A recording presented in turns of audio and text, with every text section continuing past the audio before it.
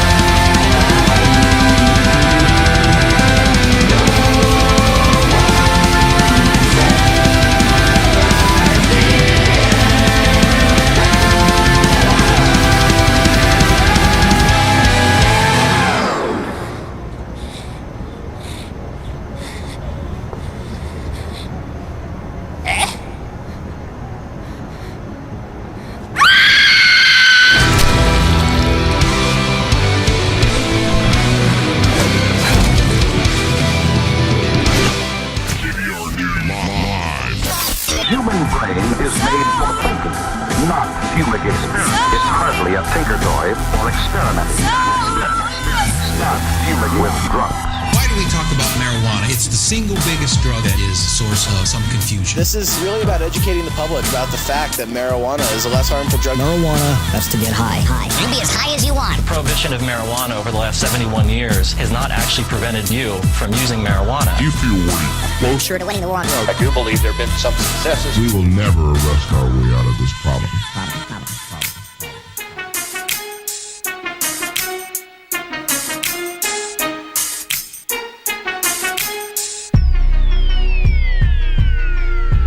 Welcome to the John Doe Radio Show. Whoa, that was a wow. Thank you guys for joining us, hanging out with us on the John Doe Radio Show live. iCannabis Radio, Monday through Friday, 11 to 1. How's it going, my man? Now until a couple hours from now. Now for a few hours. Couple. My mic was really loud there at the beginning. Yeah, you I think it was because we had. overmodulated. I think I was nice. You remember vocabulary very well, unlike me. What'd you think of the Necro Goblicon song there at the beginning? Is that your thing? Nope, but that was a cool, just something different. That was cool. Those guys are big tokers and incredible with Mitch, who, by the way, we'll talk about a party going down at the HoodLab that Incredible is sponsoring, and it's going on 4/19, and it's going to include Raekwon from the Wu-Tang. It's going to be sweet. Cannot wait to check it out. Use your connections and get him in here for an hour. Yeah, we could try. So why don't you just do it instead of trying? I'd rather have him do it than hear your excuses. So yeah, we're going to talk with Adam Dunn and Hunt John. Just Hunt. Just Hunt. The John is silent. You explained to me it's an East Coast thing? No, it's his thing. He's not from the East Coast. All right, well then I don't know what I'm talking about then. You must be high on marijuana. No, I guess it's just misled. I don't know. Shoot. We got a bunch of news to get to quickly today. Not gonna I don't want to happen. waste too much time here. Adam Dunn and Hunt should be here. Grimey Gatsby. THSeeds. HoodLab in the house today. It's going to be fun. The HoodLabsters. We might actually have some tickets for people that are in town also. I asked Adam last night if he'd be interested in giving something away, and he said, yeah, we could do something. For the Cannaval? Yeah, for the Cannaval. Damn. I don't know if he meant just one day or if it, They is could wash dishes for a discount or... I don't know. Yeah, I don't know if it's just one day or a week or whatever. Because, I mean, that'd be a massive... That'd be asking a lot. Would. Just a day there, man. Shoot. Mm-hmm. You can check out HoodLab Colorado and THSeeds, and Grimey Gatsby, all on Facebook. Catch up with those guys, what they're up to. It'd be sweet. Anyway, the Incredible situation, yeah. Incredible paid for that video, pretty much. I think I'm pretty sure they paid for all of it. It's very nice of them. It was cool, dude. And there's also, I don't know if we've showed it on the show before, but the big ass hookah, the Incredible hookah that Joel Halen made. Nope. There's a video of it being made. I know I'm sitting here. I don't know if it's been showed on the show. We actually filmed it being made. The video of, like, the very last thing posted on the John Doe Radio website before we went silent for a year was the Joel Halen video. And it was making this big, huge slime hookah. Had horns coming off to the side of it. And we showed video of him having it putting it on the lathe. And basically a stick stack of slime on the lathe, just pounds of slime. I don't know, there's like 2+ pounds of slime in this thing. It's ridiculous. And then it got electroformed. And then it got leather wrapped. I got to see the finished product, well, the partly finished product in Vegas when we were out there in Champs, and then I got to see the full finished product in pictures. Anyway, that's pretty cool. Mitch from Incredible investing into good people's projects. Those guys, by the way, they play friendly metal, or they're friendship rock, something like that. That's the name of their genre. Friendly metal? That's what cool. yeah. I don't know. Sounds happy. There's this whole genre of like goblin metal. It seems like though. I'm not kidding you. Just goblin metal like that. That's goblin metal. Necrogoblicon. That wasn't happy. It was awesome. John LaJoy is in that video too. I think he's the guy. Yes. Show me your genitals. So, all right. I don't usually talk about the artists we play at the beginning of the show too much, but that was worth chiming in about. Is that the famous actor you're talking about who was in the video? John LaJoy, yeah. Is he famous? John LaJoy? Yeah. John LaJoy's famous. I wouldn't, like, as far as the internet goes. Comedian John LaJoy is a Canadian comedian, actor, rapper, singer, musician, and internet celebrity from Montreal, Quebec. I don't know. I've heard of him. He gained fame mostly from his YouTube channel, John LaJoy. I only know Show Me Your Genitals. And High as Fuck is the other one. He has a song. Oh, he has a song, Fark Everything, here, too. Oh, he has another one. I can't remember. He has a few funny songs, but he's Canadian, so he can't be famous. It's hard to be Canadian and famous at the same time. What about the Biebs? Who? Justin Bieber. He's famous. I don't know who that is. You don't know who... Shut up. Nice playing it off there. Also, big thanks to our sponsors. I say that every day. Big thanks. I need to come up with a new line. Our sponsors are what make it happen here on the John Doe Radio Show. We love our sponsors, especially people at CPM, Compassionate Pain Management. We need a new camera. It doesn't focus very well. This one does. Just throw them to you. Do a card toss. Big thanks to Compassionate Pain Management. You can go to CompassionatePM.com. CompassionatePM.com. 2 stores here in Colorado. 1 in Lakewood, 1 in Louisville. Go to CompassionatePM.com. You can also go to Compassionate PM on Facebook, and they have the locations there. Google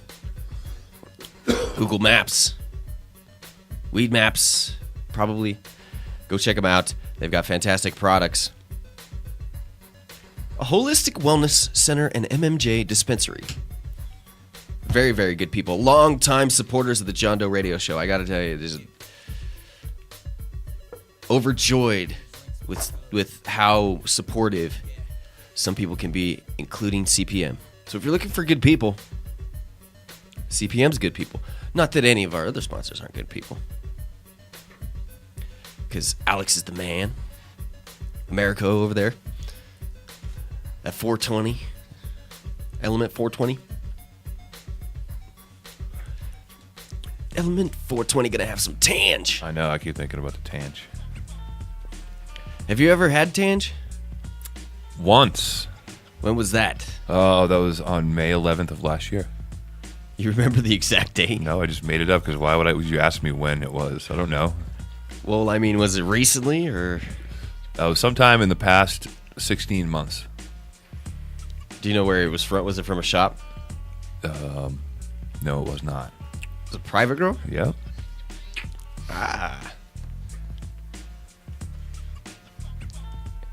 I'd ask you. I really want to know who it is, though. I don't want to necessarily blast them out on the air. Is it someone that's openly growing? I'm kidding. Don't answer that. More than one person has tangerine. I know more than one person has tangerine. Derek would say mostly because of me, but that's not true. Derek would say that it's mostly because of you people have tangerine? Probably. So you are taking partial responsibility for the tangerine flavor in marijuana? No, I'm not. That sounded like what you were saying. Tangerine is different than the tangerine haze. I understand.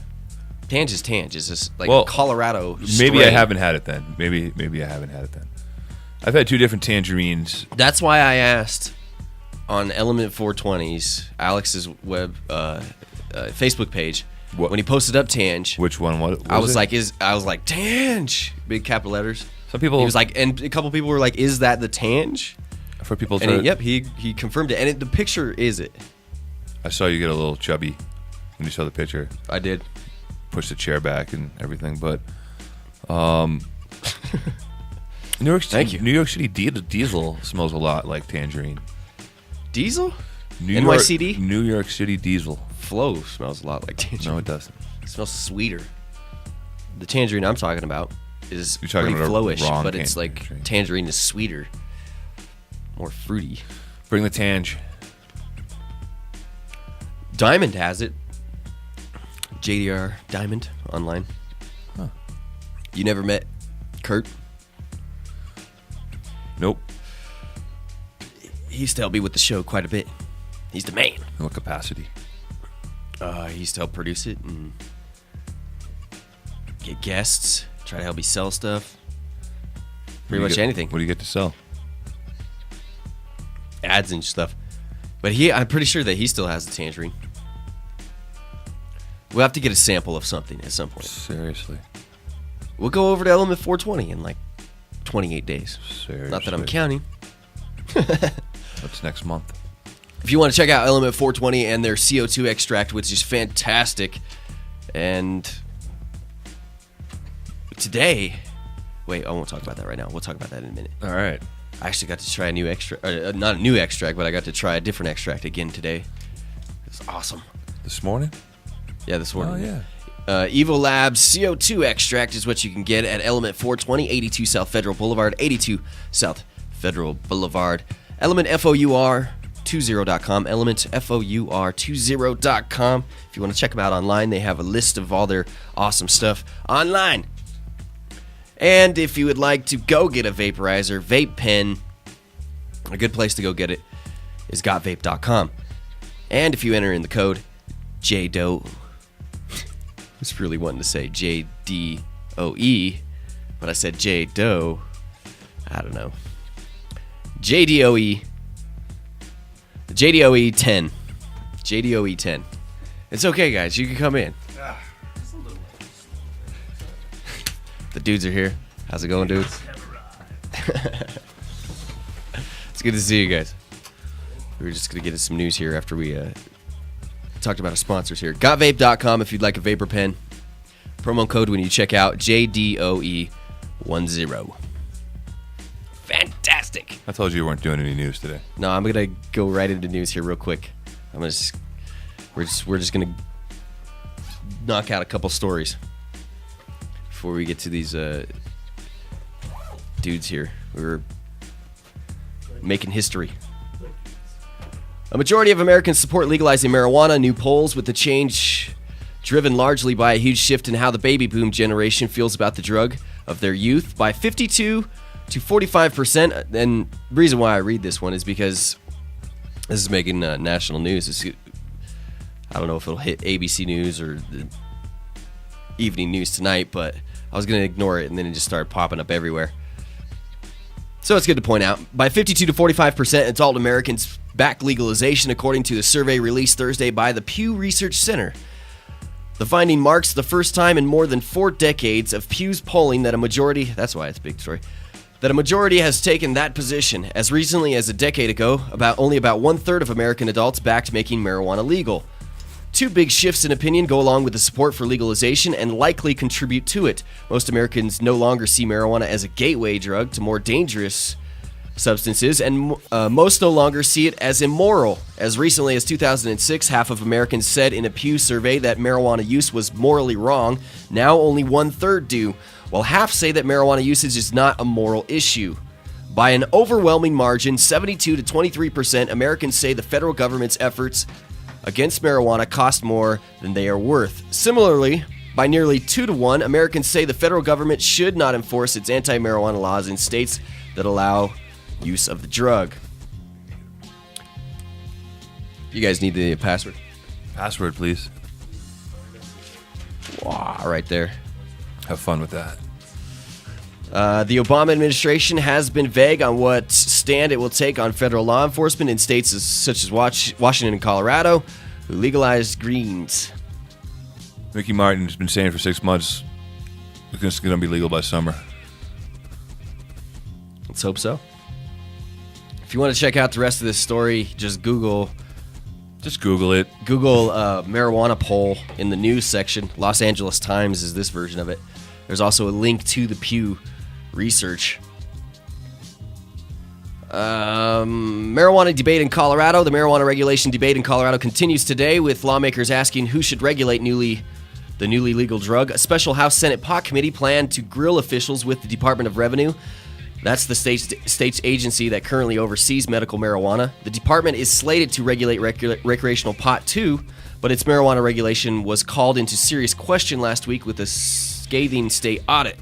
The Medical Marijuana Enforcement Division was described as directionless, that wasted money on cars and office furniture while running out of money to track marijuana as promised. Lawmakers want assurances that problems have been corrected and that the department is prepared to oversee a likely crush of marijuana businesses.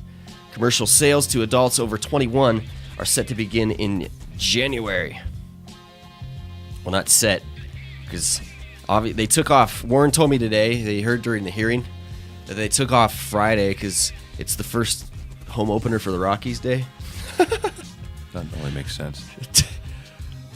In Colorado, it makes perfect sense. I remember that one year, we didn't even have to go to school on the home opener. How you guys chilling back there? We'll talk about hemp here in a second too with Adam. The Hemp Bill. So all right, we can get to this one later. Get to that one later. Did you know marijuana users don't eat more than non-users, according to Toke of the Town, William Breathes, and a new study? Disagree. Well, Stop smoking and see how much food you eat. I'm for so a couple hungry weeks. right now, too, dude. So starving. While marijuana might give you the munchies, that doesn't mean that you ganja tokers are eating more than you non-toking friends. At least that's the data collected on a study of 60 people. Oh yeah, that'll narrow it down. Half of them tokers. 30 of them toke.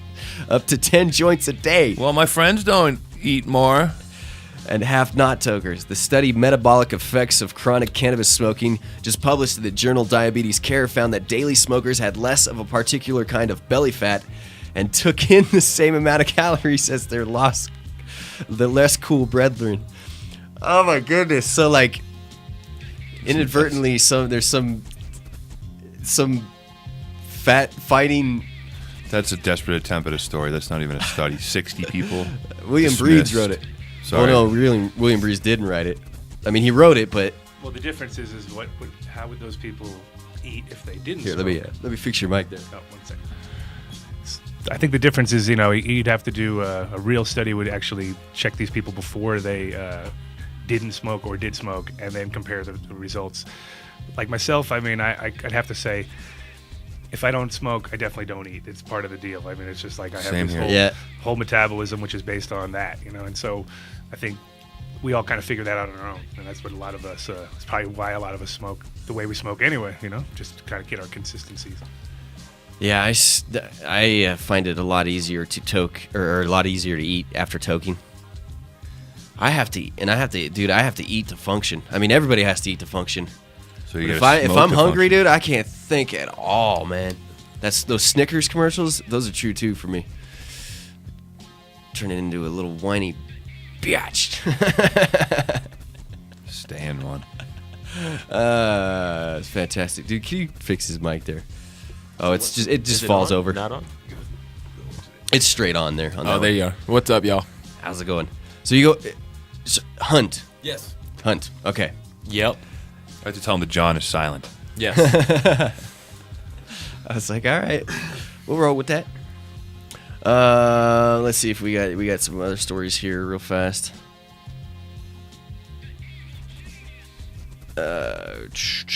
We could talk about that later. West Virginia medical marijuana bill dies. Washington State marijuana bars issue prompt crackdowns. We'll get to that later. Family uses medical marijuana to treat severely autistic son. This is a story on FoxNews.com. Yeah, that one's blowing up all over. Yeah, and it's very, very evident how much cannabis is helping autistic children, and it's one of the most amazing things that we get to experience as part of cannabis, and then show the non-believers, and they're like, whoa, holy. I think that's like the biggest part of what's happening is that there's so much time that has lapsed since knowing what's happened in the research of it that now everything seems like such a big, extraordinary find or something is, some big invention. But really, I mean, it's all been waiting there for us this whole time. Yeah, no, I agree. And then what else is out there? Because you got to think, I mean, we only have like maybe a small percentage, like 1% of plants in the Amazon rainforest are known. I mean, it's maybe not 1%, but it's when I watched this documentary on the History Channel, the psychedelics documentary, and talked about like Charles Schultes, and he went to the Amazon and searched out and found magnolias and this whole story about it. And I mean, we know nothing about what plants can deliver us as humans. I mean, absolutely nothing. They're gonna look at us in like 1,000 years, just like we're looking at. I mean, obviously, everything folds over, every 10 years. It's like we leap forward leaps and bounds. So it might even be 1,000 years. 100 years from now, we may look back and be like, we were cavemen. Well, I mean, the reality is that we probably already, the thing is we knew this already, and that's the way it is. It's like kind of gets lost in history, and history repeats itself. That's pretty obvious, And the thing is, all the shamans and things, they've always been connected to the plants, you know what I mean? And so and that's why you would go to the shaman and he would trip for you, basically. I mean, that was the whole point of that. And amazing amount of answers have been created through psychedelics, as we all kind of know. And I mean, the guy who found DNA was on acid when he found DNA, when he figured it out. So I mean, that's pretty much the basics of life. So if you can take acid and figure out the basics of life, I'm pretty sure you can come up with a lot of other incredible results. Yeah, no, that's awesome. Medical marijuana is a controversial treatment option for adults, let alone children, but Jeremy Eccles of Oregon says that the drug is helping his autistic and severely self-destructive 11-year-old son, Alex. By the time Alex was 5, he demonstrated severe self-destructive rage, such as headbutting walls until his face was black and blue. But after enrolling Alex in the state's medical marijuana program, the family saw a dramatic improvement in Alex's behavior. He went from hitting himself, bloody in his face, to within an hour or an hour and a half to playing with toys, which at the time was almost unheard of. Alex's parents gave him a liquid form of the drug 3 times a week. The American Academy of Pediatrics is against the use of medical marijuana in children, and a doctor told My Fox New York that the drug can be toxic to children's developing brains. Also, there isn't enough known about marijuana's long-term side effects. Really? Thousands of years of use. I think we'd see some patterns here. The doctor said, or Eccles said, the Eccles family, for us, the long-term side effects that are unknown for something that can't kill him are a lot better than the long-term side effects of beating himself bloody. That's how Fox ended the story. You can probably check more at My Fox New York. Yeah, not to mention the pharmaceuticals and the known side effects of those, which, the unknown side effects sound a lot worse than the known side effects when they list them as a possible death, usually, as one of them. I'm pretty sure that Rick Simpson was the one that broke that story about 48 hours ago to everybody. If you want to check out or research anything, I know Rick always has up-to-date stuff, but I think that's where they all found that story. Awesome. And last story here before we get to you guys. Last weekend, residents of Salisville, Pretoria, South Africa, this is also at tokeofthetown.com, discovered a field of cannabis called Daga. Is that how you say it? Daga? All right. My weed vocabulary is extensive, but not my other vocabulary. In South Africa, growing in the field behind a community park. But instead of calling the police, who would have destroyed the field, word spread quickly to the ganja smokers of the neighborhood, who turned out in droves to harvest the buds before officials could do anything about it. According to the Times, people were seen leaving the field with garbage bags full of buds. William Breathe's note here.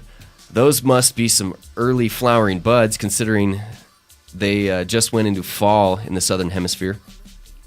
The article quotes one unnamed 32-year-old who collected 2 garbage bags full of herb. I am set for at least a year. If I smoke alone, all I need now is a concealed spot where I can dry it. One man who asked to remain anonymous doesn't even smoke, but filled up a 6-gallon bucket with buds for his friends and family who do smoke. One nearby resident said he wondered why the park was so busy over the last few days and why so many people had been carrying bags around. I did not know why until I saw people carrying bags, and I later learned that it was daga. By last Wednesday, the plantation had been cleared of all but 3 cannabis bushes said to be growing in an inaccessible location surrounded by deep undergrowth. It's kind of crazy. I heard that the Czech Republic now has it in all their pharmaceutical shops. I don't know if you saw Started that. Monday, I think. Yeah. That seemed like it was going to be a good one, too, with the Czech, because I know that at least Prague, when I was there many years ago, was always fun. But it seems like now they're ahead of the curve as well. I heard about that the Czech Republic was going to be doing. And I mean, where Spain? I mean, you can grow on your balcony. Mm-hmm. Argentina. Uruguay. Yeah, it's amazing how in South American countries are, adopting this, and of course they're just looking at America as a joke now as far as their drug policy, considering they've been upholding it as far as they could, and now they look at us and say like, well, what are you guys doing over here? Right. So, yeah. It's going to be an interesting few years, that's for sure. It's a big part of why they're holding up the government, because they're so embarrassed and they have so many crows to eat if they end up doing that. It's good to have you guys here in the studio with us. It's fantastic. A lot of people should know who Adam Dunn is, because we've had Adam Dunn on the show quite a bit. Some of our most extensive interviews have been with Adam Dunn. I tend to ramble. No, man, everybody always tells me that you're a fantastic guest to have, so it's always awesome to have you. Thank you. And yeah, I don't know if we worked out a deal soon enough. I think you beat me to the punch here, and you guys are starting your own podcast now. Taking over. All kinds of stuff that are going on. Yeah, tons of stuff going on. We'll get to that and more. First off, though, and we also got Grimey Gatsby here. What up? Tell us about yourself here, because it's the first time we got you on the show. Yeah, I guess it's the first time being here over at Cannabis Radio and John Doe. My name is Hunt with Grimey Gatsby. We're a new age media and creative design company that works out of Denver, Colorado. And we have a bunch of stuff that's going on that I think we're going to touch on, but feel free to check it out at Grimey Gatsby on Instagram and Twitter. If you need me for anything, feel free to holler. Awesome, man. And yeah, we'll get to that. What's the website? TheGrimeyGatsby.com. You have a nice little setup over there at HoodLab. We do, yeah. I have an office over there with Adam and all the people at HoodLab, and we also do the Bless Up with Grimey Gatsby every Wednesday morning for the radio show. I mean, it's pretty much our little professor office hours are held all day, I would assume. Sweet. Adam, tell me. You're into hemp, dude. Pretty deep. Knee deep in the hemp. You went to the Hemp Bill hearing. Yeah. That happened. Here in Colorado, I think, we obviously stand in a position that we can be leaders not only with cannabis, but I mean with recreational cannabis and with tourism and all that, but also we stand a chance to really shove hemp into the forefront of the national argument. I mean, it's something that could really happen here. It's about time, right? Yeah, it is about time. What do you think about the bill that's going through, and what kind of chances do you think it stands, and what hurdles are we looking at right now? I mean, the problem is, of course, stigma is the biggest thing. I mean, people always kind of fall back on the same rhetoric as far as what about the children, and they're going to climb the fence and get. But of course, we all know that this is like a very short problem that will last about a month into harvest time, and people will say, "Wow, that was a waste of time." You know what I mean? And the key to the whole thing, I guess, is getting over that hurdle right there, and then also is getting the farmers on board is really the key to the whole thing, because most farmers are, they're looking at this as every year is a gamble. They don't. There's no guarantee that the weather is going to be, the right year. There's no guarantee the pests are not going to be big that year. You're going to have a locust, invasion. Who knows? Everything is a gamble. So for them to add on top of that the possibility of the federal government coming in and taking their farm is a huge thing, and that's I think the biggest problem, because without the infrastructure which we're trying to develop right now, and that's a tens of millions of dollars to put that together. Yeah. And without that infrastructure, it's a problem of what are you going to do with all this product when you grow it, and that's where I think we're at right now. It's people are ready to do it, they want to do it, and they are going to do it. I mean, there's going to be some serious hemp growing this year, even if it's not processed properly, even if it just gets tilled back into the ground, just on the symbolic factor that we're going to have plants growing this year is going to it's going to be huge. That's cool. Yeah, there's definitely going to be enough press coming. I mean, because that's what it's really about. It's small fields. The thing about cannabis, which is really interesting, and hemp in general, is that you can take 1/8 of an acre, and within 5 years you could be growing 5,000 acres, and just producing your own seed from your own plants. So that's the nice part about this, is that we're in that interesting part where we have to develop seed. Really, that's the key. That's what I've heard, is that the seed is one of the things that's lacking in this, which blows most me important away. part. That's crazy. I mean, and that's just from not having hemp around.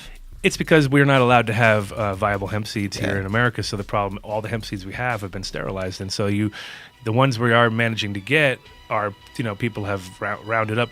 And to be quite honest, I mean, the feral hemp is really where I think it's at, because if anything has survived hundreds of years on its own out there in the bush, it definitely could be, corralled properly and taken care of, and probably turned into a super plant. Because really, in my opinion, the argument on THC and CBD and all these levels is negligible, in the sense that we're talking about something that's one of the most benign substances in the world. So what is the scare factor? And so really, if we were on to the right tip, I think we would be growing one plant that supplied all of all the above. Because really, by separating these into fiber plants and into what they call drug plants, you've probably eliminated some great plants out there, because obviously these plants don't decide on their own what they're going to do. They're just go with the flow, and the reality is, if they had if we had 20-foot tall OG plants that produce beautiful fiber, wouldn't we all benefit better out of that? It's the botany of desire talks about that. I mean, it's humans, Well, it's the most bred plant in the world. I mean, it's been bred, and not by professionals, believe me.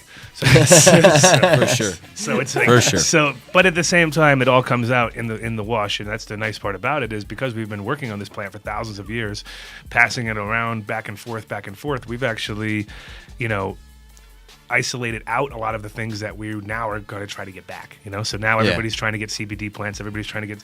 We bred that out a long time ago. Like, the whole point of it was to not have it in your thing. And so now, the fact that we're actually pinpointing all these different, substances that are coming out of this plant is awesome, because now we're starting to see, like, we've bred out a lot. We bred out cancer fighting agents. We bred out. Maybe we should have let them do their thing on the naturally. We probably would have, like I said, super plants. We didn't know what we were doing. Nah, we never really do, but we make it up as we go along.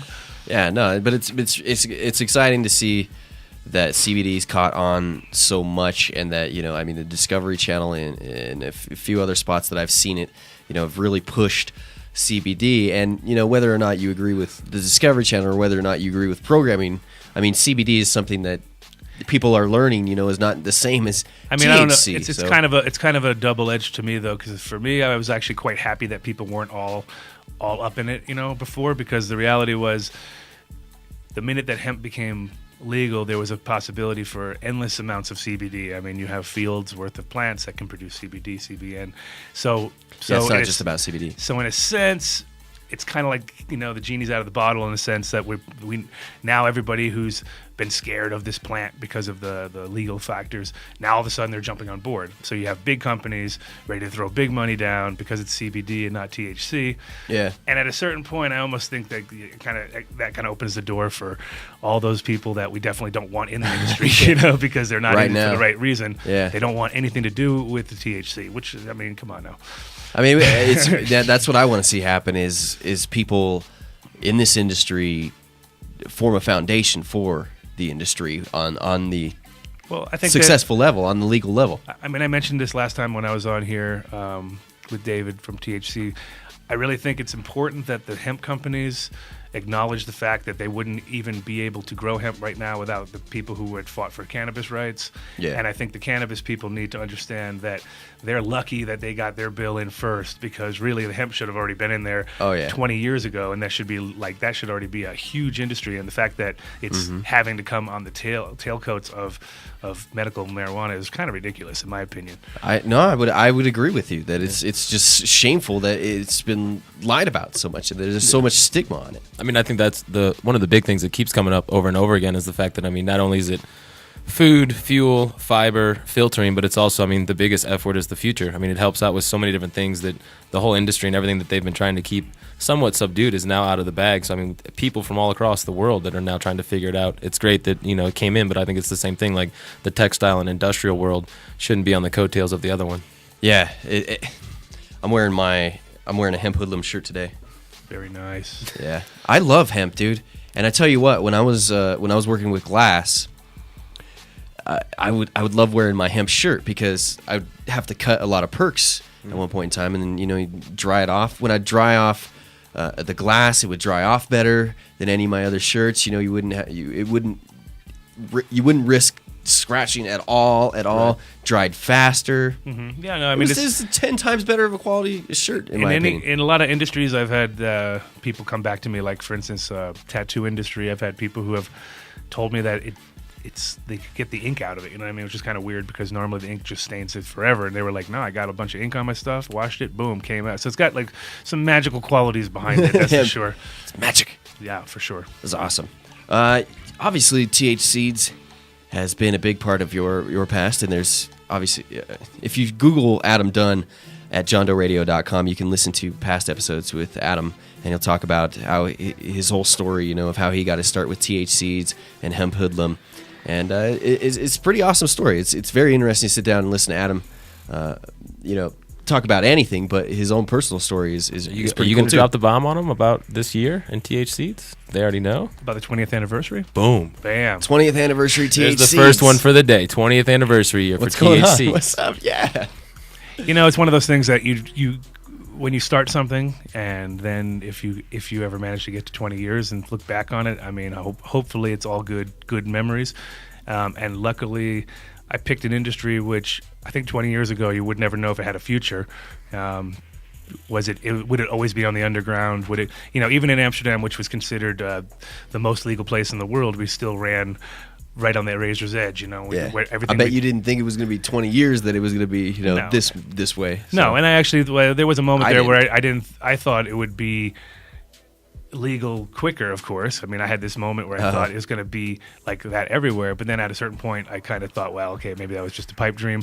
But at the same time, now 20 years later, it really is happening, and it's quite, you know, for me, it's really eye-opening. That's one of the reasons I came back to America, was to witness this whole transformation happening, because, Yeah. you know, the whole time that I was in Amsterdam, it was sort of like, what if we could do this in America? Imagine if we could do this. And it was pretty much a fantasy, you know what I mean, at that point. And so it is quite nice to see fantasies come true, right? No, it's amazing what's happening. Every day it gets even more and more crazy to think about. You're like, damn, man, you see the news articles about pod tourism, everything that's going down for the High Times Cup. I think we got the schedule. The schedule was released for the High Times Cannabis Cup. Yeah, I saw that this morning. Awesome. We might get to that here at some point in time, maybe tomorrow. Dude, it's incredible here in Colorado. Yeah, no, it's I just got an email this morning from New Zealand, from guys coming up here, and they're just looking at what's going on in Colorado, and they just can't believe it, you know. So there's people coming from everywhere in the world to here to witness this. So I think it's going to be pretty amazing. We've got 420 week. It's going to be just insane, and it's going to be even more insane if you're going to the Cannaval all week. Yeah, we've decided to create a week-long holiday basically for 420, because that's kind of what you need. You can't do it in a day. You can't do it even in a weekend. It takes a whole week to kind of absorb as much of this as you can, you know. And I mean, it is the first legal ever especially here. This year. I mean, the first ever 420 legal Colorado. However you want to get down to it, it's not just a day. It's a festival. It's a whole week. Yeah, no, I agree. It's you know, even in a way, it's a monthly event. There's a ramp up, and then you got to ramp down. Yeah, no, it's going to be like it's weed stock, really, isn't it? I mean, there's people driving from everywhere to come to here without even an idea of what 13,000 tickets sold for the High Times Cannabis Cup. That's sold. I've heard that Right. 4 times now. Yeah. Like I think I've heard a total right now that they're estimating anywhere from 15 to 20,000 people to be in downtown Denver for that week. Dude, it's gonna be, and I bet you. Yeah. I mean, what did you say yesterday? You said you.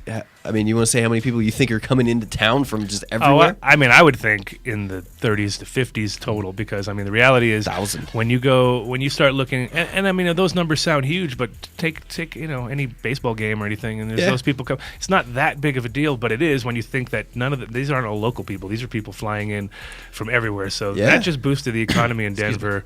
Big time, because these people need hotels, they need restaurants, they need, they're going to be losing their iPhone chargers and buying new ones and left, right, and center. You know how we roll. I think pretty much. that's the biggest thing is that everybody keeps calling. I mean, it was a while of it going on that it was called the New Amsterdam, and everybody had like a little giggle or a little talk about it. But I mean, I can assume that with everybody in this room and a bunch of the people that I know, that there is no joke when they call it the New Amsterdam. There are people coming from across the world, everywhere. And I mean, once we get into the lineup of the Cannaval, you'll understand how gigantic it's going to be.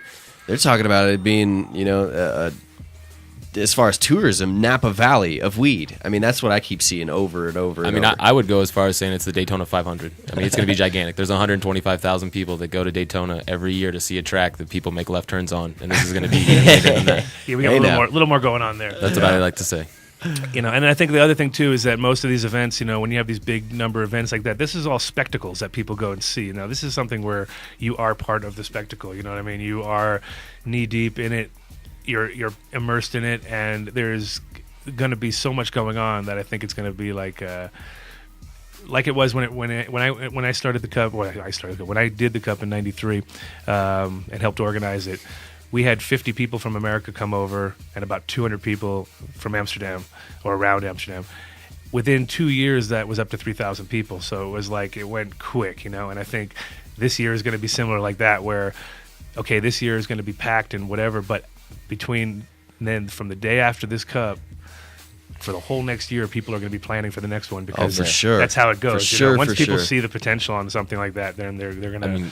they're going to go off. So it's going to be like that. That's why we decided that this year we're really, going for big, it. yeah. We're going for it this year because the reality is, too, the stars have lined up for us. You got to grab a hold of something like that Perfectly. right off the bat. I mean, it's been proven that the people first at the plate in our industry. I mean, it's the first ever for doing anything. Are the ones that usually Right. succeed, and you have to do it right. Well, I think that But- the best thing that we have going on with the Cannaval and everybody that's going to be coming is obviously the 20 years of THSeeds involvement in the industry, the thoughts, and I mean, like he just said, having the first Cup in Amsterdam and the thought processes. But I mean, even coming down to the whole week of 4/15, we have so many things going on that we actually just got contacted by another unreleased venue that's going to be within the 75 steps from us to the Cannabis Cup. So I mean, the whole block is going to be retarded that week. It's a block party for sure. It's going to be literally like Mardi Gras of Denver, really. And just- Dude, for real, in Denver, I heard somebody the other day say the Colorado Rockies opener was like the Mardi Gras of Denver here Right. that happens one time. But I'm telling you, 420 will blow that out of the water. Oh, for sure. I mean, because also Think of 5 years from now with the festivities and oh my. It's also the creative side too. The reality is, whenever you get this many people together, you're going to see so many things outside of the box that you never expected to see, just because everybody's on a highly creative sort of level, Yeah, no, it's gonna be sweet. So, you guys putting together these shows. I mean, so tell us about the Cannaval. And when does it start? Starts we'll let starts Adam on the kick that 15th. off. It starts on the 15th, and symbolically, that day is also the day of Jack's memorial. Jack Harrar, that is. That is the infamous, hemp wear no clothes. That is his day. So it kind of falls on the perfect fitting. So that's why we thought, since the stars lined up perfect, that his day would be Monday. So we're starting off with Jack Harrar Day, which we're going to have kind of focus on everything hemp that's going on right now in Colorado. So anybody who's interested in getting involved this year for growing it, processing it, whatever it is, and it'll be the spot to be. We're going to have Jason Love, who wrote the bill, and who's going to be there to kind of emphasize, showcasing what he's been doing, and Linda Parker and Hemp Cleans and all these people that are right now making things happen here in Colorado. They're going to be there. Yeah. So that's going to be our first, and we're going to start it off kind of, slowly, basically. Because we have a whole. I kind of think that's the sleeper day. I mean, to be honest, I know the cannabis is the whole week, but with what I do with all of these guys in the hemp industry, it's almost incredible to watch how fast it's going. And if you don't come by on Monday, I mean, even this Sunday with Hands on Hemp that we're doing over at the lab, I mean, you got to come by and check out what these guys are doing. I've seen them take plants and make paper, food. I mean, even heating up cars, and I mean, I just got to tell you guys that, like, as somebody on the outside, it's incredible for me to see these guys do all this. So. Yeah, I mean, we've got Bill Ashcroft with his hemp limo. He drives his limo on hemp oil. We've got basically what we're trying to do is just show people that this stuff's really happening. And I moved to Amsterdam in 1989. I had Jack's book under my arm, and I used it religiously as far as like followed everything I could to try to make it happen. And that was one of the nicest things in my life, is to be able to see Jack come to Amsterdam and come hang out with us, and see us develop over the years. Because when he came in, I guess it was around 1990, I met him for the first time, and it was really like everything was just words at that point. It wasn't like there was no real action going on. There was a little bit, but very little. And then for him to come to the factory and see us producing product, and he almost tear in his eye and the whole 9 yards. So it's kind of like good to see. It's awesome. Good to see some completion, and that's kind of what we want to show now, is that we're really doing stuff. We're not just talking about it. Yeah, be proud. I mean, it's the same thing that I feel. When I watch like Square Grouper, and the people, our history. It has emotion to it. I've been through a hard time. Recently with it, and seeing people and being able to relate and know that those people were the ones that paved your path. And you may have had it easier than they did because they stood up, and it's just awesome. And hemp is something that we forget about a lot. I mean, it is. It's something that this community should be more supportive of, the cannabis community. Yeah, it's quite hard. I mean, it's sometimes really hard to get people to understand that this single plant has actually brought all this for us. You know what I mean? It brought all these jobs. It's created people's careers. A lot of times, as you probably have noticed in this industry, people tend to be very egocentrical about what they do. I mean, obviously they grew a plant, so they're closer to God than any of us. So that's been one of the problems of this industry, is that it's a lot of egos involved. And I think if we can sort of push the egos aside, you'll find that things develop quicker and also more in a stronger way too. Yeah, it's going to be sweet. So that's going on. That's just Monday that we. That's the very first day. that's the 15th. That's the 15th. That's the 15th. And also, I should say before all of it, Cannaval.nightout.com is where you can grab tickets, packages, day tickets, VIP packages, all that kind of stuff's coming up. Cannaval.nightout.com. And a lot of people look in and they see the prices and they get scared. And we've broken it down so when you see a $50 price, it's actually including $40 worth of drink tickets and game tickets and things. So it's really $10 entry per day. So it's the cheapest event going on. Do you want to drop the second bomb on them about that token yet? You want to tell them what that token is or no? Hell no. Oh. You have to find out themselves. I'm just saying. I mean, we have all kinds of bombs and leaks and things today that we were going to announce and talk about. I'm just making sure I keep them on track. I saw a leak about that. Yeah, we have some things in the work for those coins, so make sure you get by to at least get one for your collection to call yourself a true OG. Yeah, and then on top of that, the idea too for the week is, I mean, we're literally a block away from the cup, so we're trying to help them with their overflow. Make it so people are, because there's going to be 10,000 people just waiting, wanting to get in that can't get in. So we're going to try to, accommodate as much as we can. And I mean, I'm just, like I said, we're going to go for it as hard as we can this year, just to kind of, celebrate this whole change in consciousness that we're actually at. I think the Mayans were right, weren't they? We have actually shifted our consciousness. It has been shifted, for sure. At least here it has, That's true. I mean, here it is. And I guess like Adam was saying, the Cannabis Cup is about 75, 80 yards away from where we're at HoodLab. So it's on the same street. And like I said before, there's another unreleased kind of get down in between the two of us that are happening. But starting on Monday, 4/15, all the way until Sunday, we'll be open, rocking, music blasting, having a great time. We have booths and some of the things that we're going to get into later. I mean, I can talk about Tuesday, Grimey Gatsby Day, if you want me to, but that's go ahead. You keep going. Oh, word.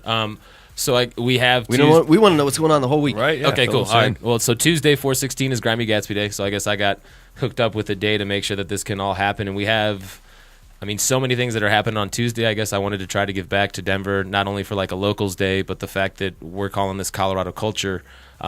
There's a lot of things that we like to enjoy with Colorado that aren't just the fact that we get the privilege of having our cannabis and our hemp and everything else. So I got it hooked up with some of my homies from New York that are coming out. They're going to be doing a Space High barbecue. So we have the hood chef from Brooklyn, New York coming in. And word on the street is that they may be bringing some of the homies from MTV and elsewhere that are going to come hang out and kick it in our new green room, which is the second bomb to drop, is that we have an official green room that got hooked up. Nice. Tim even saw us kind of laying it out yesterday when he stopped by. Yeah. So we have a barbecue that's going on, and it's free food. I own a company called 4 Pieces, and what we do with 4 Pieces is we ask people to pick up 4 pieces of trash, take a picture, put it on Instagram, hashtag it at 4 Pieces, and hashtag 4 Pieces. And what we're doing is starting to collect people that, you know, are above the conscious of what we're trying to do with Mother Nature, help out the evolution of the future. So if you bring in 4 pieces of trash, you get free food all day. So For Fun and the Hood Chef are going to be doing food on their grills, kicking it, cooking down, doing everything that they can with eating contests. And Heck it's kind of like that whole community vibe for that block party that we're having. And then we get into all of the music. We have Apothecana that's going to be doing medicated massages with our people from Lodo Corporate. We have Massages. Yeah, you can come by and get a medicated massage and get that stress off your back for the beginning of the 420 week before you get into it.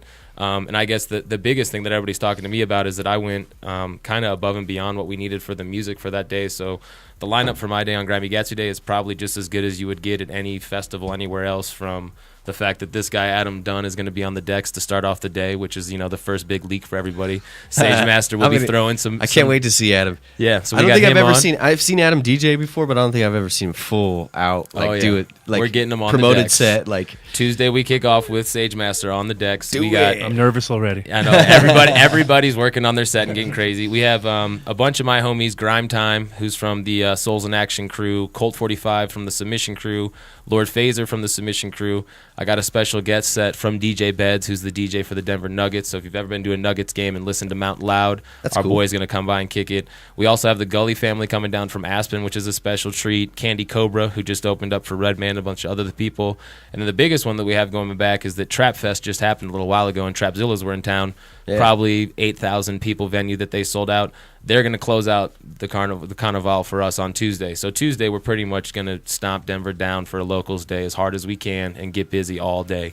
Sweet, dude. We also have live glass blowing. We have all of the game booths going on. We have all of the music, everything else. But that whole entire day kind of giving back to the locals. And I know it's Colorado culture, and you guys all have a big weekend coming up with everything that we're doing.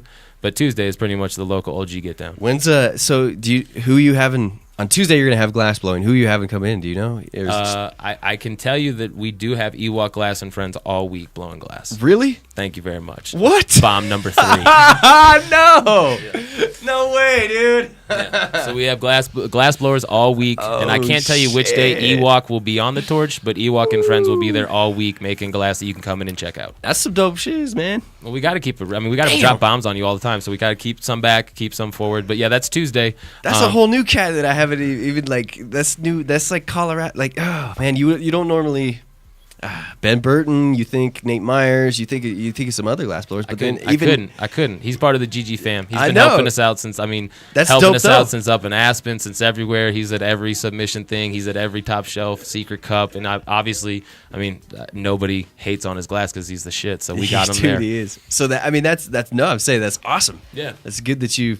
So that's another little added aspect that we've been trying to keep hush, but you know, Ewok will be there all week with all of his little trinkets. That's awesome. Mm-hmm. That's dope. So that was Monday and Tuesday. We've out already taken up so much time. I'm gonna let Adam get on Wednesday for you.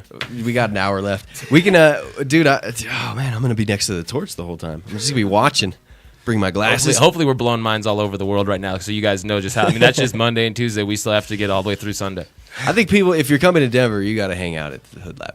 You got to hang out at the HoodLab. I mean, the Cannaval also, we have a Facebook page you can check out. Check out any of the stuff that we have going on. Grimey Gatsby, HoodLab, Cannaval, all that stuff. We're everywhere that you can check it out, follow, blast it. So, like, is there carnival games and stuff like that during it? Yeah, the whole idea is that all the people who are participating have got to do a game, and that's the way I'm doing it because I don't want it to be a situation where people are just grabbing stuff for free and it turns into just a big mess after a while. So our idea is that, you know, everybody has to make a game from their product, and then you pay tokens, you play a game. And obviously and what we want is we want people to understand, like, you know, it costs a lot of money for people to set up these shows. You know, people fly in from out of town, they rent a hotel, they do.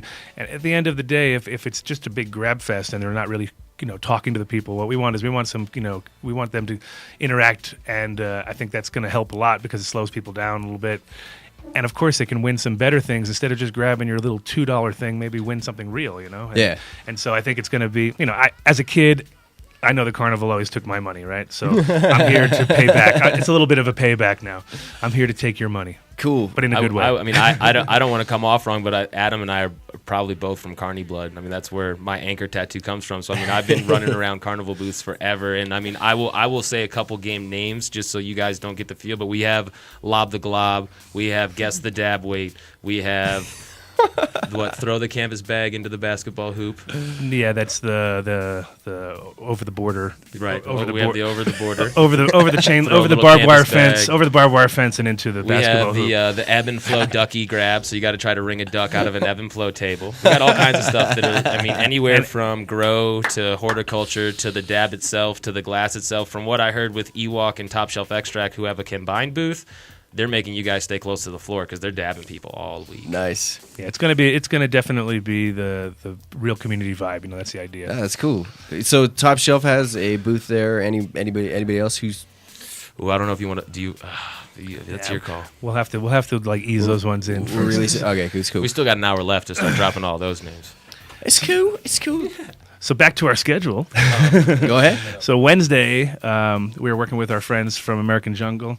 They're doing a documentary about American Jungle, and that's one of the things that we've been passionate about for years. I ran a monthly in Amsterdam called Retox, which was on Sundays, and that ran about 5 years.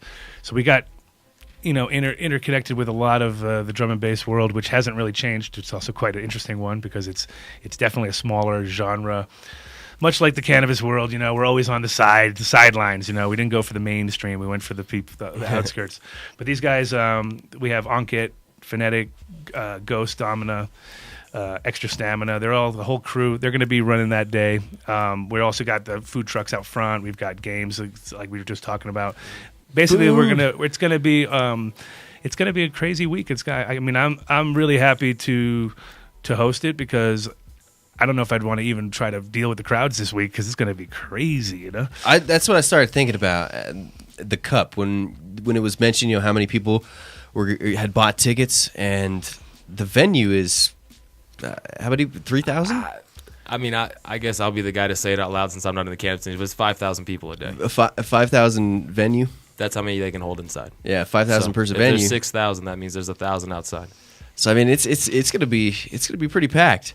Yeah, I mean it's an overflow if you need to go. This place is right down the street. I mean, you can hear us from. I mean, 75 steps for me. I live in the area, so I know. I walk to work every day at my office. So yeah, I mean, you can get really close. We'll have so much things going on. Not only I get lost when I can't hear the HoodLab. We have the HoodLab limo. I'll drop another bomb on you guys. We have the HoodLab limo up and running, so it's going to be running all over the community, making turns with the flames and the Hoodlamb logo on it. We have pedicab guys that are all in the area. We have the food trucks that are going to be outside. So when you are a little medicated and you need to get yourself all balanced, walk right down. Limos are excluded from the Clean Air Act too. Exactly. So. And yeah. And it's one of the only legal places you can smoke is in the back of a limo. It's crazy. So yes. it is true. Correct. Yeah, 100% legal. So our limo will be rolling around the blocks, hanging out for that whole entire day. I will say that Adam and I kind of made sure. I don't think we're going to talk too much about Thursday because of how intense it's going to be. Because that is the day that everybody gets here, and the Cannabis Cup isn't open. But I mean, I'll let him take. Yeah, we're going to leave that one. We're going to leave that one a little bit mysterious. I mean, I will the tell 18th? you. You're talking about the 18th? Thursday the 18th. We're working on it right now, but that will be the biggest night to come and kick it before the Cannabis Cup kicks off. And we have so many things going on, but that Thursday we have so many friends and family in town that we will not disappoint on Thursday. That's what I can say. That's going to be sick, man. Cannaval.nightout.com. Shameless plug. Cannaval.nightout.com. Also on Facebook, Cannaval. Mm-hmm. There's a Cannaval on just Facebook. put it on the JDR page. Oh, go to the JDR page for us and click it 17 times for me. Dude, it's awesome. Do you want to do Friday? Can we go over Friday if you want? Well, Friday, I think most people have heard about. This is going to be the big. Talking about that this morning, dude. I'm excited about Food Chain being there Friday, which is a up and coming act here in Colorado. I got to see them perform before Cypress Hill 422 years ago. Yeah, I heard they're definitely. Dude, they played sick. this past weekend at the Dunk Exchange that we were at. Big Ups Dunk Exchange. Did you get to see them? Yeah, I watched Food Chain. I was going to say the same thing. I mean, they got a band, drums. If you're looking for a local Denver get down, I would book Food Chain wherever. I mean, they get people dancing. It's great. They're awesome. Me and my friend James Fraser.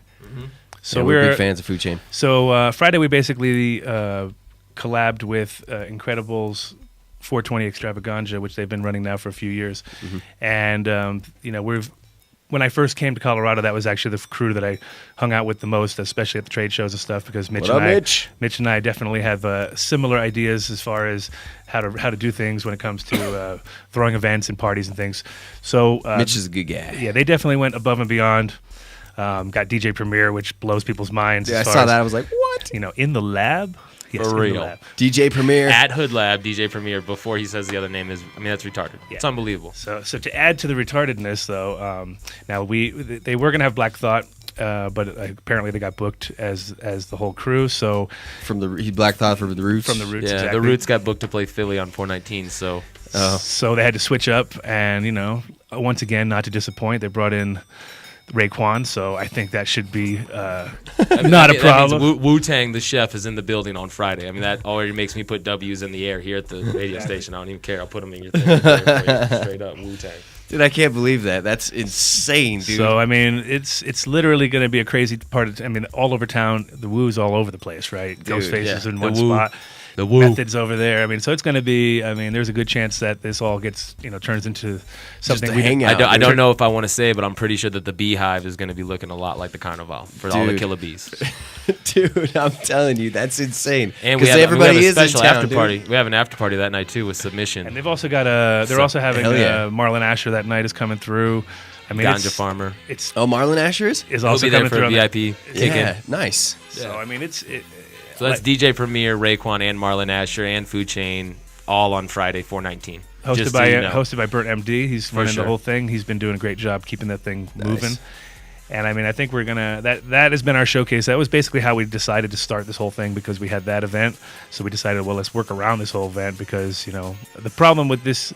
Everybody doing events on the same 3 days, it's like, how do you do it all, So that's why we decided to do Monday, Tuesday, Wednesday as a sort of warm-up program. And I mean, I should say, we haven't mentioned this yet, but the pre-sale day of, it's $10. It's not like we're asking you for $75 to come in. Like the $50 is with your tokens to do all the stuff. But I mean, you can come any day that you need to. The Incredibles, we have our own website for that's going down. But I mean, you can get into the Carnival from 12 to 8 every day for, right now, pre-sale, $10. Yeah. So it's almost like, we are the cheapest entertainment in town if you choose just to come hang out. And I would assume we'll blow your mind from there on out. Yeah, dude. One of the things about HoodLab is that it's gained quite the name for the place to chill. I mean, it's an elite place to chill. You want to come hang out at it, and we call it the lair of the OGs. Pretty much is the place to go to chill. Mm-hmm. Yeah, but so that was Friday. So we got Monday to Friday done. Your work week right there is all set for you to come. Now it's time for the weekend. Now it's the weekend. So Saturday, 420, we came together with one of our really good friends, and I guess I'd call them an entertainment company. They just got voted the best producer or best promoter and best weekly by the Westward. And it's a little company called Submission Dubstep, which I assume everybody knows about. But 420 is Submission Day, so it'll be Submission Get Down on 420 at the Carnival all day. So they have Lotus Drop, Shank Aaron, Filthy Disco, Dayquil, Kozik, Submission sound systems there the whole entire week for us to bump on. So I mean, there isn't probably one of the top 5 sound systems in Colorado will be chilling. Yeah, it's incredible. He's going to drop a new subs out that he hasn't even tried yet. So he's looking forward to it. He's gonna rock the block. Yeah, Bass Couch is doing it for us. So for sure. So big ups to Bass Couch. Big ups Bass Couch. And then Saturday night is another thing that we have some things in store that we just can't talk about yet. So Saturday. it will be a dubstep evening, but we can't tell you how big of a dubstep evening it's going to be yet. Yeah, and then of course Sunday we're also leaving a little bit on secret because we'll be the only party in town at that point, I think, because once the cup's over, you know, we do have you walk out the door and come over to our spot, we'll just blow it up to the end, you know. I think we can talk about we do have Maynard on Sunday, I believe, or no? Cliff Maynard. Maynard will be in town representing his incredible artwork, which if you're not familiar with it, you need to look him up because it's mind-blowing as far as he works with roach art, so he's using old roaches, separating them in like a mosaic and putting them together with portraits and stuff that's so tight. You know, it's unbelievable. He's been featured in all. I mean, not only just with HoodLab and his art shows. I mean, he's been featured everywhere. But that's like the one little thing we can tell you is that most of the people that'll be coming over from that award ceremony will be chilling at the Cannaval that whole night. Nice. It's gonna be fantastic. And I mean, just so you guys know too, I mean, we have so many acts that are in town. We have so many people that have been confirming for whether it's VIP or not. That, I mean, like Tim said before, if you're really trying to get like a Colorado culture community hangout vibe, and you're not trying to be inundated with a bunch of bags of stuff that you may not use, and people trying to step on your feet, scuff up your J's, people taking your food from your kids, all you got to do is come over our way. That's awesome, dude. I can't wait. I was speechless in a way because I'm like, damn, why can't this be tomorrow? Thank God it's not. Yeah, we need a little bit more time. Thank God it's not. Ooh, I'm like getting closer to those sleepless nights. They're coming up soon, you know. And we did have Trapzilla, the guys that are headlining on Tuesday. They just dropped a big track for us today that's called Thirsty, featuring Wax and Logic, that you guys can check out if you need to on SoundCloud. We'll have to play that tomorrow or something. They'll be in all week hanging out. Word on the street is that we'll probably have Riff Raff and Harry Fraud and some of the other cats from their crew that are in town. Harry Fraud? That's the producer for Action No Bronson. way, dude. Kicking it. We got a bunch of other cats. A lot of the beats that some of the no. We've played some Harry Fraud here before. Got a lot of good beats. The JDR listeners have heard Harry Fraud. There you go. So if you have heard Harry Fraud, you know what's up. He's a producer for Action Bronson. I'm gonna pass my card on to that mofo. Yeah, so he'll be kicking it in town that week from what we hear. We don't know that. And I gotta say big ups to Blood Diamond Syndicate Tattoo Shop. They're the ones that we have collaboed with for Trapzilla and all the rest of the crew. Hell yeah. So they're kicking it. But I mean, everybody else that's in town, whether it's High Road, Dilated People, Snoop, Cypress, Red and Meth, who else can I say? Ghost, Slightly Stupid, Cypress Hill. Pretty much everybody's in town. I was looking at the Westward, and I'm like, what the fuck? Like, it's crazy. 419, 420, like, there's nobody it's anywhere the place else to in the be. world playing anywhere. Everybody's here. Like, I'm not really sure who's going to be in California performing now that everybody's here. I know, it's nuts, dude. It really is. It's awesome. It's fantastic. Well, so Cannaval.com or Cannaval. Cannaval.nightout.com is where you can grab all the pre-sales. Sorry about that mic. That stupid mic's so freaking. It's no worries. Falling over. I'm okay. I'm trying to get my nose on it and hang out. Cannaval.nightout. You know how to speak into mics. Yeah, Cannaval.nightout.com is where you can grab all your pre-sales, your tickets, your packages, your VIP packages, anything that you want to do. We do have day of. We do have other stuff that's happening all week. I mean, you can walk up. I would just say that, the same thing Adam and I have talked about. Why do you want to wait in a block-long line when you could just roll right in? Yeah, because basically it's going to be a convenient situation. And if you go online, you get a QR code on your phone, you come up, we scan it, you're good to go. Otherwise, you're going to have to go through the whole line, and at a certain point, it's going to be. I'm not going to be anywhere near that front line because I don't want to hear my name called 1,000 times. I learned years ago. Whenever you have a show, Adam, I'll be in the VIP room. Adam won't be outside. You probably be able to catch me somewhere, either outside or around finding it. But I mean, we can be honest I'll with be you. in mission control. There will be a line at the Cannabis Cup. Because of the way that they've done it this year, there will be a line waiting to get to us, just like we need to. And all you need to do now is go over to Cannaval.nightout.com. You can grab a day ticket any day that you want. Come in, get down and party. If you like those days, come back for the rest of them. But I mean, I would say that we've been talking about anywhere from 2,000 to 3,000 people a day that may be rolling through. Holy crap! Yeah, it's going to be outrageous. I mean, there's literally. Captive audience, as you could say, I mean, if you had an opportunity to sit down and listen to some great music and throw a ring over a cannabis plant to win a dab, wouldn't you show up? That's awesome. Ring around the cannabis plant, dude. So there's another name drop. That's another game that we have going on at the Carnival. Obviously, game drop. Leak bomb. Boom. I remember when Adam first got here into Colorado, and the lab over at Santa Fe was open on First Fridays. Which, by the way, there's a First Friday here tomorrow. Going to be crazy. It's going to be a pretty big First Friday. Joining up with Nicotine Uplifter for a big reggae sesh, so it's gonna be Selecta. Big up. I think it's funny him and Dread going back, or Dread tagging him in everywhere. Our good homie Dread smokes weed, tags Nicky in. And BFW just so last you do know, the King of Free will be at the carnival all weekend. The King of Free, Dread. I had to give you a little shout out. There you go, Dread. I might give Dread a run for his money though.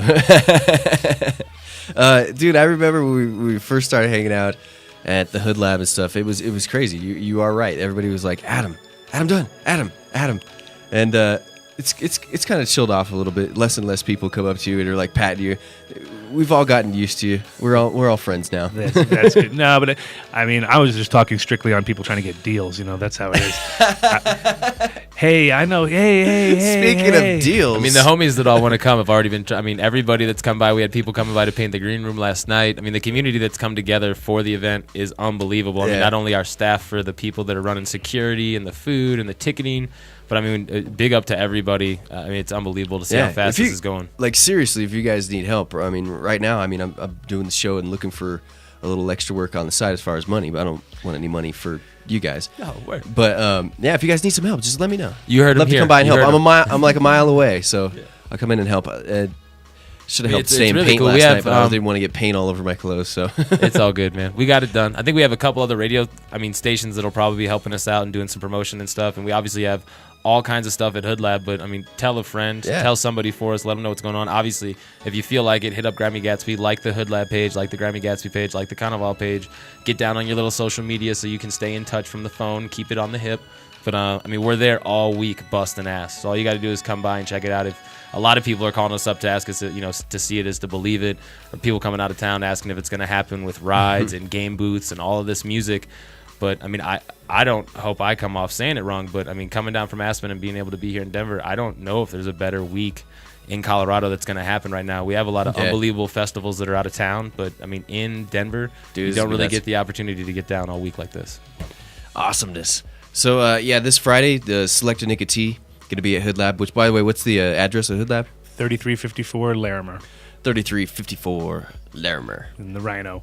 And we have Sunday Hands on Hemp too at 420. This Sunday. Hands on Hemp. This is the live. The food edition. Yeah. So we have Evo Hemp there. We've got coffee, hemp coffee, and we have Dixie Elixirs, I believe, also there. Yeah. With their new CBD drink. Jason will be there. Jason Law will be there. We have a PSA recorded that, he talks about the hemp days at HoodLab. And I mean, the thing is, this is only the third one, but it's really it's building momentum pretty fast because I'm sure with the bill going on, people right now, people are curious, and it's quite nice just to show somebody for the first time, like really where does the fiber come from, and where does the food come from, and where does it? I think I saw some hemp paper last night at the lab. We got stacks of paper. I know. I was like making it cool. Yeah. No, but it's like when I first started this industry, I would carry a little swatch around with me of hemp and show it to people, and it was all dirty, and people had been rubbing on it. Oh, is that hemp? And I was like, yeah, and it was like, to me, it was like the most amazing thing ever to have this little tiny piece of hemp with me, and of course, it was like more like furniture style. It was not, you couldn't even wear it. It was unwearable basically, but still, just the rough. fact that I had it and I could show people and they could touch it. It started the whole conversation, and that's, I mean, if you can just bring people, especially like the building materials and stuff, when they start to realize you can build houses out of this stuff, they start to see like, wow, especially if you're in the industry and you understand like how bad a lot of the materials are. I mean, the difference between a hemp house and a concrete house, for instance, is the concrete house does not breathe at all, creates mold, lots of things that are unhealthy for you. Yeah. Whereas the hemp breathes, so you never have any mold issues. It gets harder, stronger, insulates better. It stays, warm in the winter and cool in the summer. It's kind of like all the above things you want. And it's sustainable. And it's sustainable, exactly. And you can grow it. You can grow your house, And so those kind of things, to show people that and to have them pick a brick up and just watch their face like light up is quite nice. I know the first time I saw the hempcrete and hemp houses, I was like, what? I like to call them, I mean, we've been calling them, instead of a cinder block, we call it the kinder block because it's made out of hemp. The kinder block. That's awesome. But yeah, it's definitely, big changes coming around Colorado. I think Colorado has an opportunity now to sort of, literally take the whole industry and lead it towards the next wave, Yeah, no, I agree 100%. Are you guys, is Hemp Hoodlamb, are you guys still furnishing the Sea Shepherds with their stuff? Yeah, you got the Sea deep, Shepherd on? We're deep in with them still. I mean, I think that marriage may last, hopefully forever, because Whale Wars, we by just the way. have. I mean, we would rather them not have to go out there and do what they do. Yeah. And then we could all just sort of chill out together and not have to be chilling up in the Antarctic.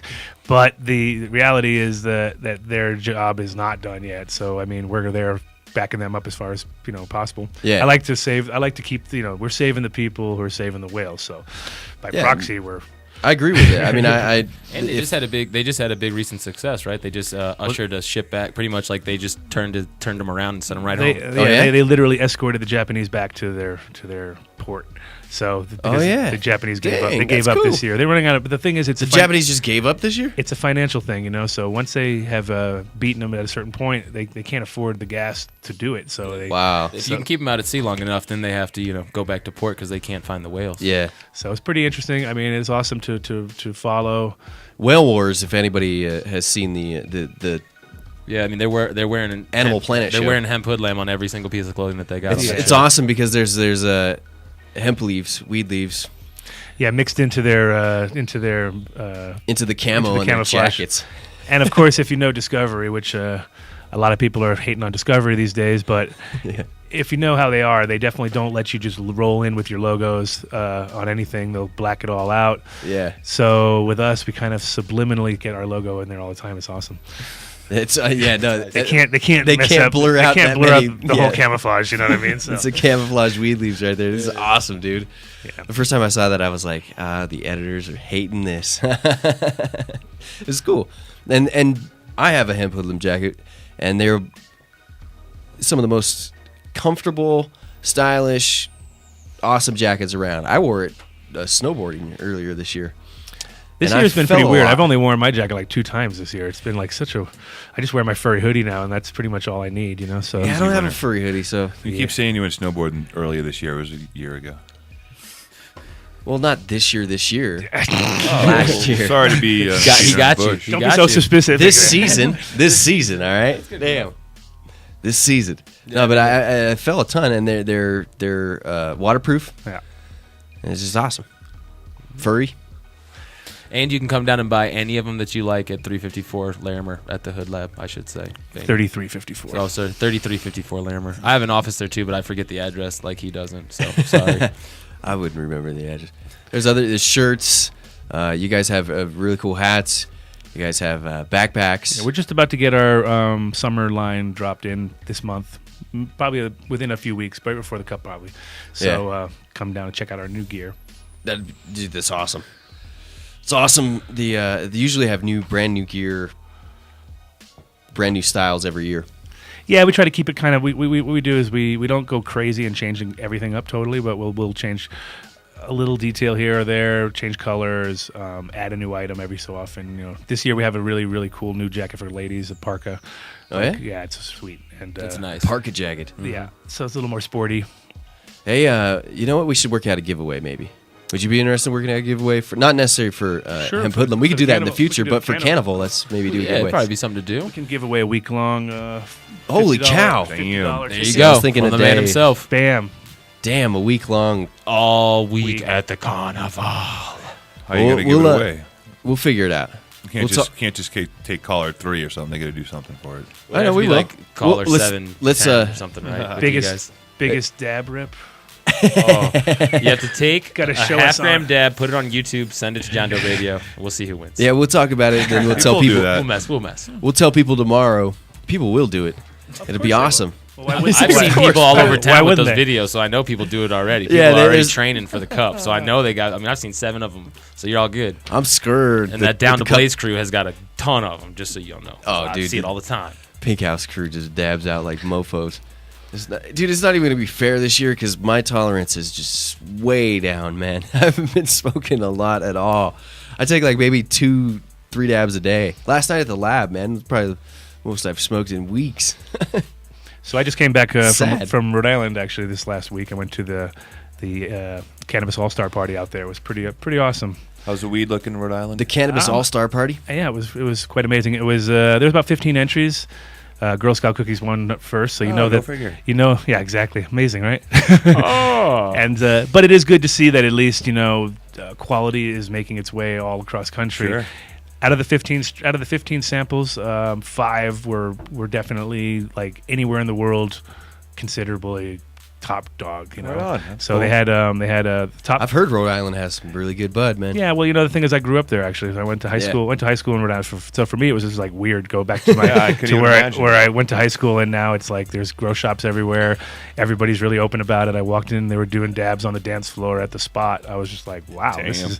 has changed. awesome. Things have changed, and it was a really good event. It was they had Noriega headlining it, which was pretty cool because being a guy who grew up in the 80s, 90s, those kind of, and then also to see it was really interesting was that Noriega's studio was called the HoodLab, and I never knew that. Really? Yeah. So he was like, "Hey, that's the name of my studio," and I was like, "Really? That's the name of my shop." So I guess we have like minds. That's crazy, dude. But the actual event was really good. It was a 2-day event. Not so many people because it was the first one, and they were a little nervous. A lot of the Rhode Island people are definitely gun shy. You know The what East I mean? Coast is still shook. Yeah, as they're far not. as They don't the have the just let it roll kind Right. of West Coast attitude. Not to mention it's the smallest state in the country. And everybody knows everybody. So once you've been outed there, you're pretty well. done. When I was in high school, I Jeez. got busted for weed in high school, and then pretty much that was it. I was known. As the I was weed the dude. stoner guy. You know what I mean? So that's why look at the career I'm in now. but in general, it was pretty cool to see. It was like it was a very small event, but at the same time, really positive. Great location, killer club. The people at the club were loving it. Like I said, when I walked in, they actually set the fire alarm off, which is a typical That's a cannabis cup style or any kind of award ceremony style because the places are never really set up for it. And, Yeah. And so when I got there, the fire department was still there. Nobody seemed to care. It was awesome. That's awesome. I'm thinking about it. I think Colorado may have bucked the Girl Scout cookie hype because Nobody here seemed to be jumping on Nobody it. jumped on it. Nobody. everyone wanted to try it. That the hype was And bigger. then it never than the caught on. buzz. Yeah. Everybody was like, meh. Yeah. Meh. It's funny that it made it to I've never even tried it before, Providence, ever. but- And that was funny for myself too. When I got out there, I got it. This is my introduction to it because I have actually tried it, but it was never really that. Didn't seem like it was anything special, and I was like, but now I kind of saw this one was grown well, and you could see I guess it's the Durban GDP and OG, yeah. Which I could see something. There was something in there, which normally it's just an OG something.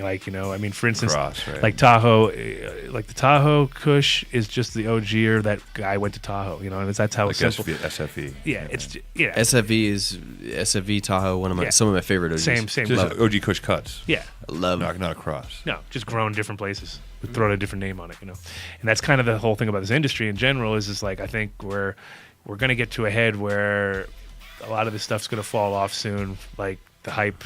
Because it's incredible how the hype machine works. You know what I mean? Yes, it is. Like we none of us have tried this thing. We all heard about it, and at a certain point, if we don't get it and we don't get a good sample of it, it's done. We're not even forget gonna about it. we don't even want to know about it anymore. You Yeah. know what I mean? What's next? Yeah, I don't even care about Girl Scout cookies anymore. I've never tried it, Well, and the I was prob- like, oh, I really want to try it. The And then, biggest problem was the fact that nobody could kind of come to a conclusion whether it was the right one. I was like, is this the real Sure, one or right. the real? And which cut of the is real this a one? thin mint or is this that one? Platinum. And I, Is this a thin mint? and I think it was misquoted somewhere. I think Bobby Nuggs actually put on Facebook that was the thin mint cut, but it actually wasn't. It was The forum. yeah. So I saw that recently. I don't know if he took it off yet, but miscommunication. That's interesting, dude. Did you get to participate in the Rooster magazine? No, I didn't try to. I didn't even think about it too much. But actually, my friends over at Boulder Wellness did really well. They got top in concentrates. I think that there's 3 categories they got. Yeah, the first. sativa, indica, concentrates, and edibles. Yeah, they did really well. Or wait, they had sativa, indica, hybrid, edibles, and concentrates. Yeah, no, it's a pretty well. I think that Rooster puts it together really well. Especially the content in the magazine looks great. The photos look good, and that's a lot of the times with these with cannabis related magazines and stuff. If the people don't understand that you need good photos, that's all we're looking for, and we really need detailed photos. and not shot under HPS with, no filters and things. It drives me crazy if I see that. I'm always like, Just hold up your sunglasses to the lens is all I need exactly. to do. Now that everybody has a pair of sunglasses, Right. Dude, speaking of sunglasses, you guys have you have new sunglasses for people for growers? We have a product review coming out with a pair of sunglasses called the Method 7. Adam actually has a pair that he's trying out right now. We have a product review that's going to be coming at thegrimeygatsby.com. For growers. But these are growing sunglasses. They make one for an HPS. They make one for halides. The HPS work really well. So far, the feedback that we've been getting from the products is the fact that they make your eyes relax. A lot of guys, I've had 2 growers tell me they won't go back into their grow without the glasses. Heck yeah! So I mean, there's definitely a great thing to check out. You check out Method 7 sunglasses and tell them the Hoodlabsters and Grimey Gatsby sent you. But we should have that one up within the week. Yeah, the only problem with seeing things clearer sometimes is, a lot of times we're in denial. We don't even want to we don't want to see things clearer. So the minute you actually can see things a little clearer. Yeah, it does definitely keep you in your room a little longer. You're like, oh, I guess I got some issues over here I got to deal with. And or it also notice that it makes you really see when things, for the maturing,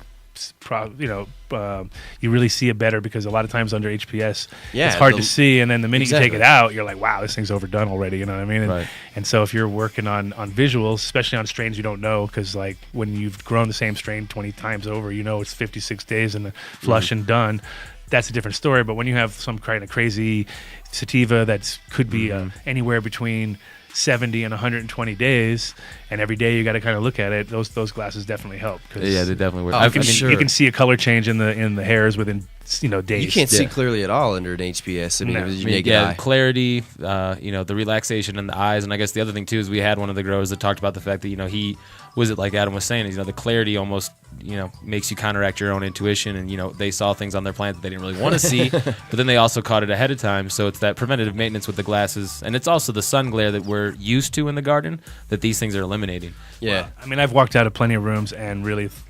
I see a pattern for 15 minutes. Dude, so it's not good at that point. You're definitely putting strain on the eyes, Yeah, dude, I used to get migraines if I would stay in my grow for too long. So it's ridiculous. It's the Method 7. You check them out. They're on Facebook. They'll be up on thegrimeygatsby.com tomorrow probably. But we have a bunch of big things dropping for them, hopefully all throughout Colorado. Sweet. The Rooster Magazine. Did you guys have anything else? What's that? Did you have anything else to talk about or anything Nothing. else to throw forward? My brain is completely empty now. I have zero. I was just going to move on to the Rooster Magazine results. No, it's good. Yeah, let's go. Let's move on. These Rooster Magazine results, we helped judge the Rooster Magazine contest that went on. Oh, big ups, y'all.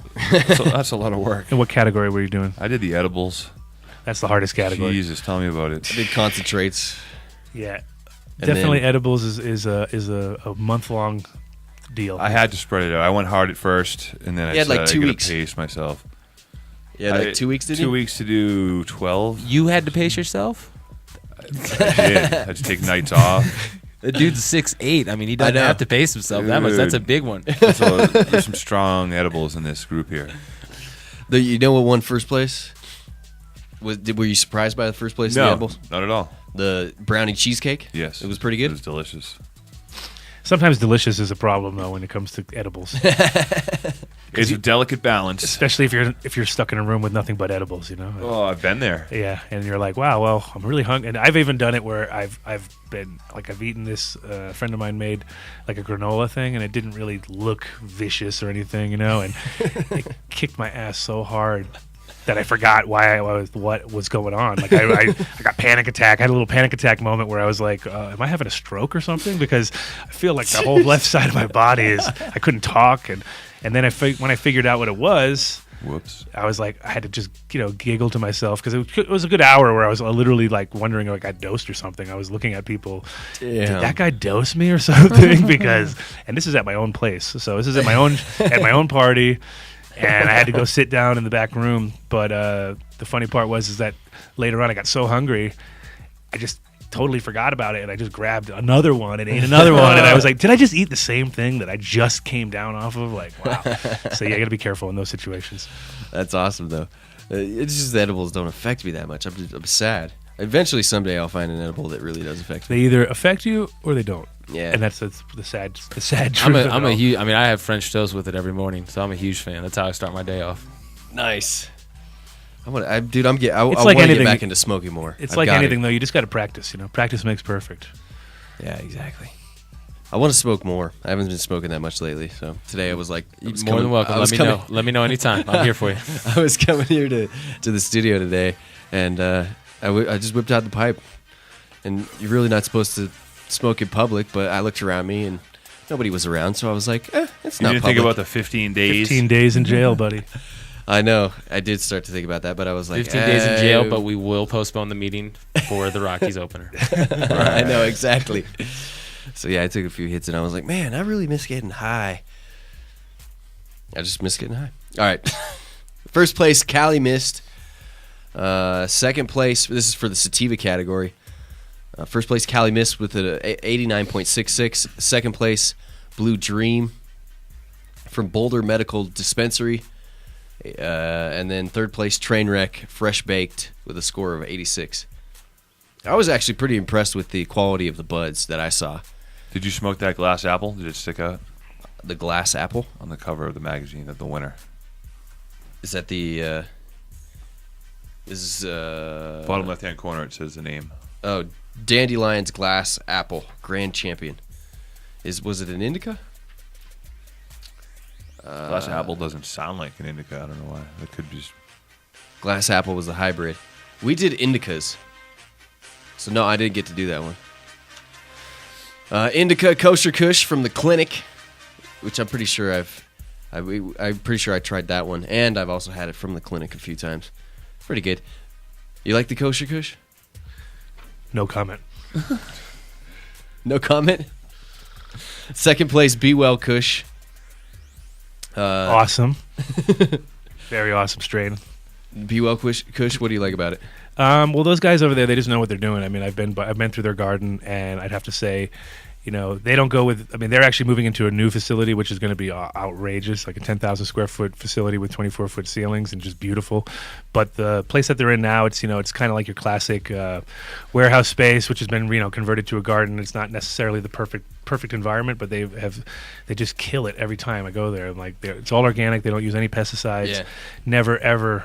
Not even using neem oil or anything. That's like amazing. So their Wow. flavors are just off the chain, and that's kind of what their concentrate on is that. And then their concentrates, which actually I was pretty amazed too. They're made locally there, and they got first place there.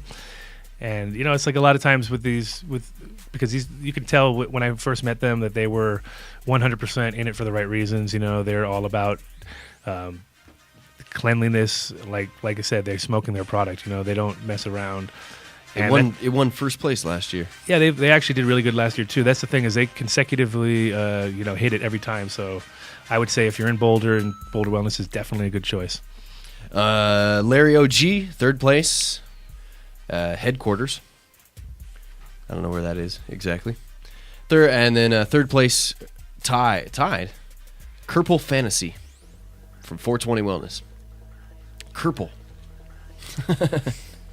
Interesting. Hybrid, first place, Glass Apple, scored 95. Second place, Chem. I'm a big fan of Chem Dog, the Chem family. Third place, Sublime. Oh, we got a tie in the hybrid, too. Third place, Sublime, and third place, Archangel. North Boulder Wellness and BMMD. It's cool. I know nothing of them. Yeah, I don't really get up to Boulder that much, but I'd love to taste any of those flowers that you have up there. Oh, yeah. And then the concentrates, you said Boulder Wellness. Space Goat, first place. There you go. Space Goat.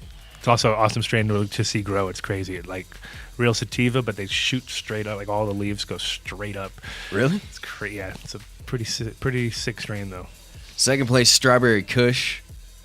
And third place, Yumbolt.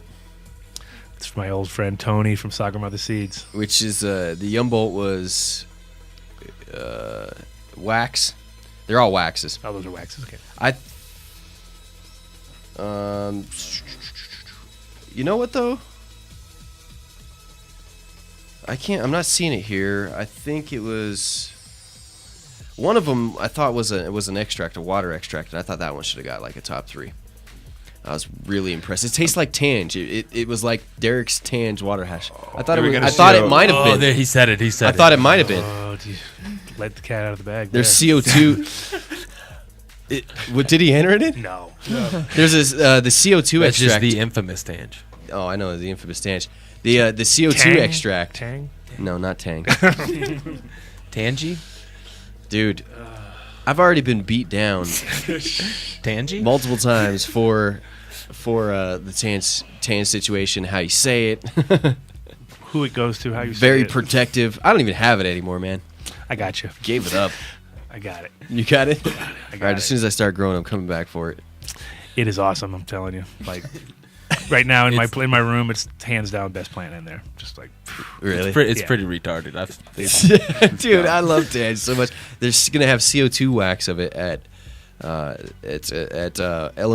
420, one of our sponsors. yeah, I haven't been a big fan of CO2 wax myself. Just But in you got to general. try this new CO2 wax. Is it like liver? Huh? Is it like liver? You Liver? got to try this liver. You've never tried my liver. It's actually better than any other CO2 that I've ever smoked. Okay, that's good because what I've noticed from what I've seen, I mean, I'm not gonna bash on people who do CO2 because I think No, it's a what's the problems? I think it's a great thing from the cleanly side as far as if you're looking at butane as being a problem. But really, when they test for butane, they find almost negligible, if at amounts. Plus, butane is used a lot in the food industry, and people don't understand that. We're using butane all day long. So your exposure to butane is nothing really to be worried about too much. And with CO2, what I've noticed is it's the terps that don't seem to kind of pull through. Yeah. And then there's like... Sometimes they do, though, with this. yeah, I mean, I'm sure it's strain specific also. A It's lot of these crazy. things are... and I guess technique would also, come into play. From what I've seen, it seemed like it almost had like a squidgy texture to it, whereas the butane always had a glassy, shattery thing, which I've worked with a lot of resin in my life, and pretty much resin on its own is a glassy, shattery thing by itself without any butane or anything. Yeah, it comes out in the CO2 over at Element 420. Comes out as a wax. It comes out as oils. I mean, there's different types of. But what I noticed, it had more of the. It seemed like burnt hair sort of texture to it or something, where it didn't really have the essence of. Oh, the you're plant. talking about the taste? Yeah, the taste was really just off all the time. I'm not sure what it was. I understand what Could you're have been saying. strains though, because I mean that is the problem. People try to make something I was out of pleasant. nothing. I was pleasantly surprised with this Element 420 stuff. So I'll have to bring it by. I'll have to check it out. If I can get a hold of the Tange, any of the Tange, I'll bring it over and yeah, I'll show it to you. When they posted up a picture, I saw the picture and I was like, oh, that's Tange. It is. Hey, there's MJ. Oh, yeah? Yeah, MJ's here. I didn't even see her. Michael over there. Jackson's here. In the building? No, He's alive. his lady. She's waving at you guys. All right, 420 week's gonna be just huge coming up. I cannot wait. 2 weeks, really. Well, a week. even. Not even for us. Yeah, Well, it's it's the 420 week is less than 2 weeks away. Yeah. 420's about 2 weeks 16 away. days away. Yeah. 4:15 is when it kicks off, just so y'all know. But 11 days. 415 is when it kicks off. And 4:15 is when you'll see droves of people walking down Larimer to come have a great time at HoodLab. And I walk down the 16th Street Mall, and whenever I walk down the 16th Street Mall, I always at some point get the weed smell. I think downtown Denver, this whole A lot of downtown spots you can smell it. It's cool. this whole month, it's just the whole area. This coming to the station or coming to the radio station today. I can't talk today, man. My brain's just not moving. I need grub. I've had the mad munchies since I woke up. Somebody asked me for a bowl on the way here. It wasn't me. I got out of the light rail across the street over here, and I'm like, so there's like somebody over in the corner probably, smoking a big bowl. So yeah, we're getting into the flavor here in I Colorado. think it's that's a beautiful also, day out. and that's also the thing that people got to understand is, I mean, it's been our downfall, the fact that our the thing that we love so much smells so strong, and it's kind of been it's always been the problem. I mean, I just got kicked out of a hotel on the East Coast, same thing. Oh, you did? Oh, the classic. Well, it's like that. We're still second-rate citizens when it comes to that, and it's a lot to do with the fact that that people.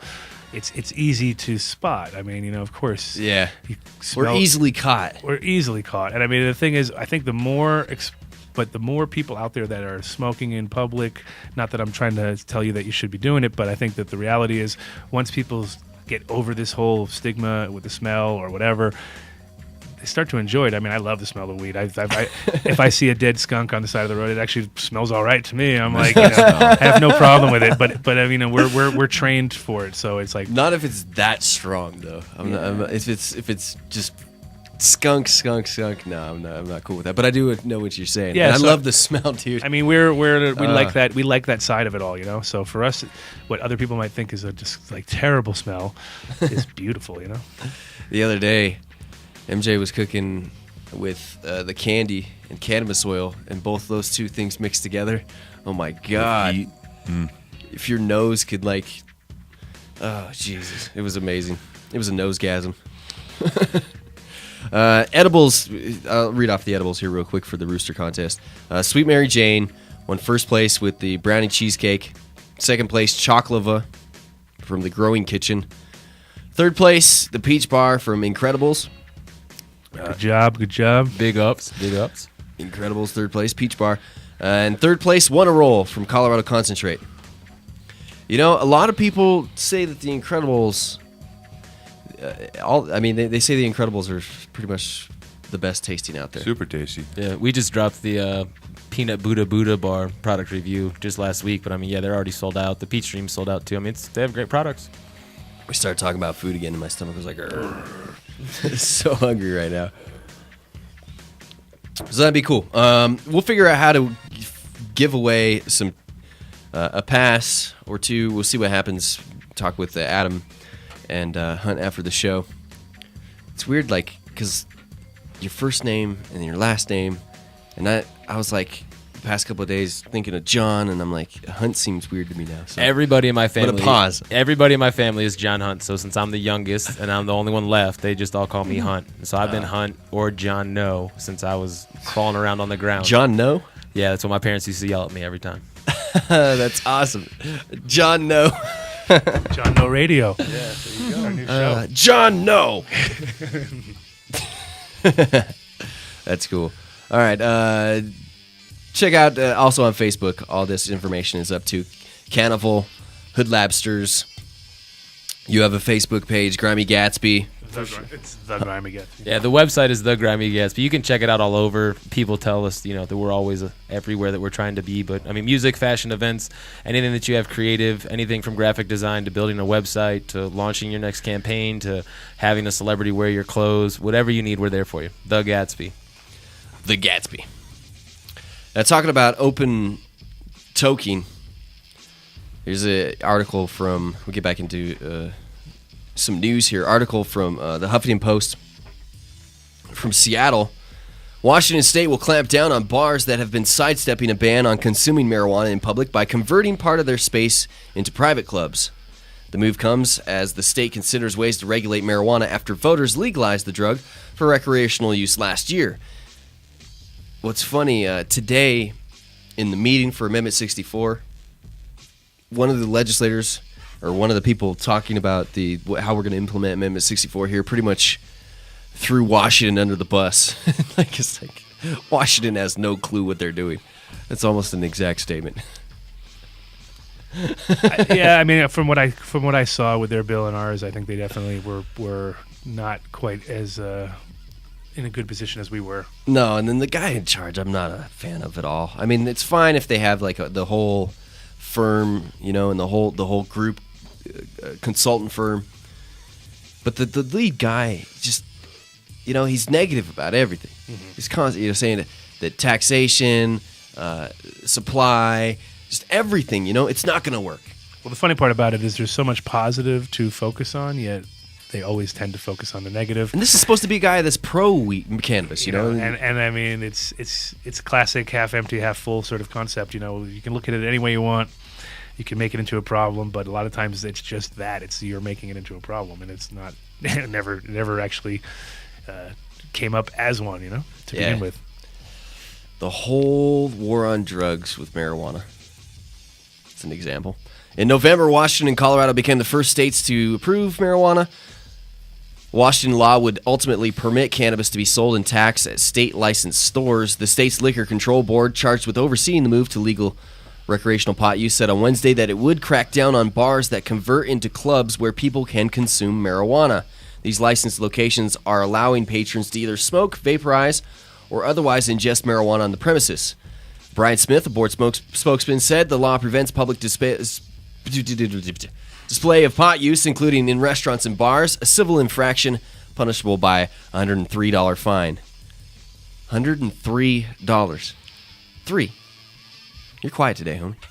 What? Very, very freaking quiet. You said like 5 words the whole show. There's a lot of more important things to be said today than fart jokes, so I had to listen a little bit. Oh, yeah? I was going to say something. I was going to say, Say it. I was going to say, did somebody hurt your feelings? No. No. You thinking someone did? No, I'm just asking. You trying to hurt my feelings? Just fighting words? I will Just fight if you asking want. if somebody hurt your feelings, you know? My feelings get hurt all the time. I just never let you know. I think there needs to be a dab off. If the pictures I'm you ready. posted. Ah, dude, let's do this. Let's stop the show 10 minutes early. All right. you leave the show 10 minutes early. I do. This is about the Every time I time. go like freshen up. This is and about come the back. time he's like, I'm He's done. about I to gotta go hit the little girls' room for a Just little bit and send come her back. He's like, I gotta prepare to leave. I know it's not. You don't get Dunkin' Donuts, so I know you're not running on the East Coast like you want to. soon. Dude, this you spring. need some donuts. There's a Dunkin' Donuts going in. That's what needs. 13 of them in the metro area. What? I'll send you the link. I need Really? to see that. Dunkin' Donuts. Yeah, I'm not a huge fan of Winchell's. I like Winchell's donuts. No but one's they're asked you not your the- opinion on Winchell's. We're talking about Dunkin' Donuts over here.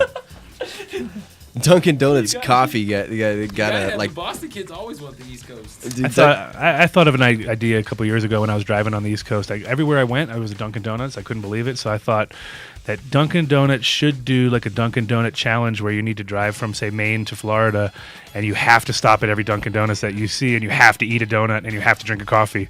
And you'd probably be dead by the time you made it to Virginia. Maybe something like that, or you have to drive to a Dunkin' Donuts within a certain amount of time each time. You have to find them within 30 minutes in each direction. And Yeah, I mean, I think You could get you all don't the way even down have to to. the You don't bottom. even have to do that though. That was the problem about it. It was like everywhere I went, I just turned my neck and it'd be like one's there and one is across the street. It doesn't really make much sense. And then there's one a block over that way. And then, both gas stations on either side of the road. so I think you'd actually want to avoid as many as possible to win the race because if you hit the wrong street and you actually had to hit like 6 Dunkin' Donuts in a row and actually eat a donut in every single one and drink a coffee, In Massachusetts, you can decide if you want to go to the Greek ones or the Brazilian ones. Those are the Greek two- ones and the Brazilian two ones. the Greek ones wrap everything in tinfoil or what? that's the Greek thing. Spray I'm with Greek. Windex. Oh, dude. Back to this news story here. If I can find where I left off. Dunkin' Donuts. Brian Smith, a board spokesman, says the law prevents public display of pot use. Said that you can't open it up, you can't show somebody, and you certainly can't smoke it or ingest it in some way in public areas. Bars and restaurants are public places that we license. Smith said that there were at least 2 bars in the Pacific Northwest state that patrons were using pot. The Washington State Liquor Control Board will take steps to prevent that kind of activity from proliferating. I hope that doesn't happen here. I mean, you can drink in a bar, but you can't smoke somewhere. I mean, there'll be 420 friendly places just like there are anywhere else shortly. Oh, yeah. It's all Especially in gravy. that area. Just be patient out there. Under current law, there are no provisions that tell authorities how to deal with bars or restaurants that allow marijuana on their premises. And that's going to be decided here in Colorado pretty quick. I mean, I think any police be made officer. clear. I think any police officer who's dealt with drunken people is going to pretty much not enforce this as hard as they can because what good is it for them to disrupt peaceful people when they got to go down the street and deal with a bunch of drunken idiots? Yeah, exactly. Starting fights and it's like one of those things. Again, it's just the whole getting over the stigma, Yeah, no, God, I can't talk today at all again. It's exactly what it is. It's a stupid stigma. A situation that just doesn't make sense. You hear legislators talk about it, and I mean, it becomes more and more uncomfortable all the time because they're so out of touch. But I think that they're understanding that more and more. They're not getting away with the same arguments that they got away with before. When you stand up and you talk about cannabis, you got to be informed. These legislators are really looking for people to inform them about cannabis. You know, how do you grow it? You know, how many times do you medicate a day? How many times do you smoke a day? How do you ingest it? They really are looking for these things because they can't seem like idiots anymore. Yeah. Well, I mean, sure they can. Well, they can, but they're really trying. They know they're gonna. No, I know what you mean, but no. The thing is that they're. I mean, we just read. We read a study that was done, and it was basically the same idea where they, looked at people who had just started their dispensaries within a year, what their profit was like, if they were more profitable or less profitable than they thought, and it was just kind of hilarious to read it because it was such common knowledge to us. It doesn't, but now that it has to be put into print so that other people can absorb it and understand it, and they're talking but they also, fudge the numbers and make it look like it's either totally not profitable, which is definitely not true, or the other way around, that it's so profitable, which is also not. I mean, it's somewhere, it literally falls right in the middle, where it's a lot of work that can make money, but it's a lot of work. So it's the only way around it. Those three things, or those two things, and doubling up on the fact that it's a lot of work, because that is the most important part of the whole issue. Yeah. Anybody who's grown has learned quickly that it ain't easy. No vacations. Oh, wait, I don't have a life? Oh. Tons of worries. I mean, it's farming. It's not, people call it growing, but it's indoor farming. I mean, I came from farming in the Midwest, and, you're up in the morning, and you're out late, and then you and if you're not, you're not a good grower. That's basically what it comes down to. You don't have good fruits to sell at the end of the harvest, Yeah, no, I agree, and it is one of the most. You have to be dedicated to do it. Yeah, definitely. You have to be. I mean, you have to have some sort of passion, whatever you're trying to produce. Especially, I mean, if you raise cattle, if you have dogs, if you raise children, I mean, it's all an environment. It's all an ecosystem. The smartest people I know are growers. Probably. Well, I mean, the key to the whole thing is what you were saying earlier is recognizing patterns. And that's like. Some people, they just never going to see it. And other people might recognize the pattern after the first time. And that's the learning curve, and that's where I think there are patterns. I think that's where the fact that we're dealing with cannabis, though, also it's very malleable. It can go in any direction, and the thing is, if you do recognize the patterns and you deliver the right time at the right product, because that's also the thing too, is a lot of these products that are out there, they're just designed as a sort of blanket that covers all the bases. But you probably only needed that product for one day of the entire cycle of the plant. So people just learn that. But of course, the company's not going to tell you that. That's what I started. They're going to say, from this week to this week, you need to add it at this intervals, Yeah. And in reality, is a lot of these things the plant talks to you. It tells you. I don't want any more. That's the age-old thing with those labels. I mean, you can read it by the label and try to do it, but I mean, it's never going to be the same thing as if you learn on your own. And most of those things are made for you to buy them more, just like anything else is in business. I think a lot of the bigger growers too here, that people have dispensaries that are successful, are finally getting to the point. Like the guys at Boulder Wellness, I know for a fact that they are going back to their original style, which was like making a super soil. That's what a lot of people I hear are doing right now, is doing super soils. And just figuring out that, what, I spend, because you see some of those products are $600 on the shelf. Come on now, it's liquid. For the whole lineup? Its main ingredient is $500-$600? water. Its main ingredient is water. So you're just paid massive amounts of money for water, and the convenience of having it already diluted for you, which is really what it all comes down to. People are afraid of salts. Oh my God, can't have salts. Well, people use salt-based nutrients forever, and the fact that we're now focusing on all these other products, and to be quite honest, I can go on the shelves and find a lot of products that have absolutely zero benefits to them besides a really cool label and timing, Like I tell this analogy to people. I say, listen, if you tell a 14-year-old and you give him some miracle cream that he can rub on his face and he's going to grow a beard, if the kid rubs it on there long enough, he might believe you because hair starts growing, So if you time it right and you tell somebody that on the 5th week they need to drop this magic liquid into their thing and their plants are going to explode, well, plants almost all explode between the 5th and 7th week, depending on if they're a sativa or an indica. So just by telling the person that they should put it in on that exact moment when it's about to explode, you create this fake product, And there's a lot of those out there which are, they're beneficial. It's phosphorus-based or whatever, but it's just the timing is the key, So I think, one of the best ways to learn what you do and when you don't need for plants is to try to talk to an outdoor grower. I mean, indoor and outdoor growers have a completely different mentality on what that's the biggest thing that I run into. Well, how about last year when we were at the Cannabis Cup and we had the greenhouse grower, and it was a completely different animal. We had me and we had me and we had Scott and we had him, and we had that other guy. Yeah, I don't remember, but I mean, it is different to talk. I mean, you can even see that. I mean, I had greenhouses over in Durango and had things. I mean, I'm a complete outdoor type of grower, so I don't necessarily talk on the same aspects. Nor do I think a lot of those, synthetic things that you put in the plant are going to make my apple taste any better. Well, yeah, and his answer, this guy's answer to everything was just Epsom salt. Remember, just Epsom salts. And I was like, well, there we go. So but there's truth to Epsom that. salt. There's truth to that because he's growing in the ground and he's growing with that. There's all the elements are there already. Now you just need to kind of help push them along a little bit, and so he was correct in his old school mentality. I mean, he just said he used chicken shit and Epsom salt. So I mean, that was like literally my friend's dad, who was a biker when I was a kid, who'd grow like that. You know what I mean? And they grew some stringy stuff that was terrible. But it was it was just that. That's old probably school, how my dad would grow. It's that old school mentality. But occasionally, depending, of course, where you are located too. That's why I think California has always had the benefit of being in a beautiful place with great weather, so they can grow good weed. People they think they're a genius because they put a seed in the ground and it grew great. Guy out in Ohio, he has a harder time. He's got a shorter season, but occasionally, like on the East Coast, I knew people who grew outdoors every year. Never big yields because of the timing and stuff, but sometimes some serious fire. And it was only because they were there every day. You know what I mean, maintaining it.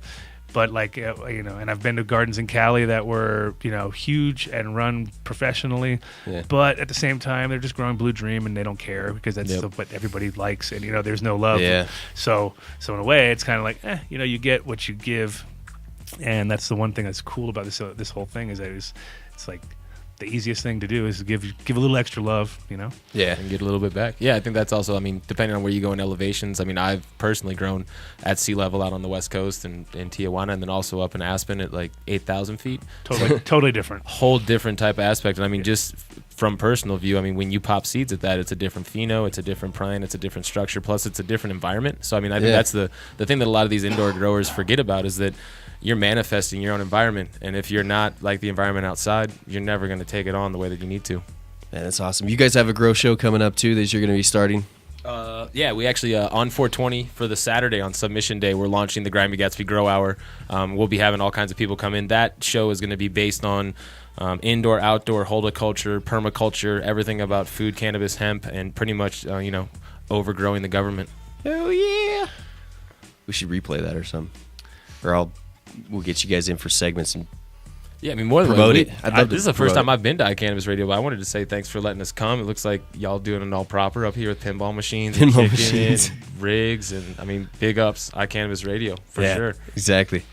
I'll have to show you guys. I don't think Adam's seen my double stack rig that I made.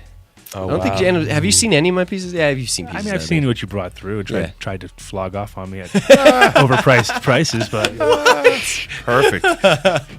Dude, it was like $150. Straight East Coast up in this today for sure. I was not passing off East Coast prices. All right, thanks to you guys for coming down. It's been wanting to have Adam on the show for quite a while. It's fantastic to get you, Hunt, and Grimey Gatsby, THSeeds, Hemp Hoodlamb, Cannaval. Check them out on Facebook.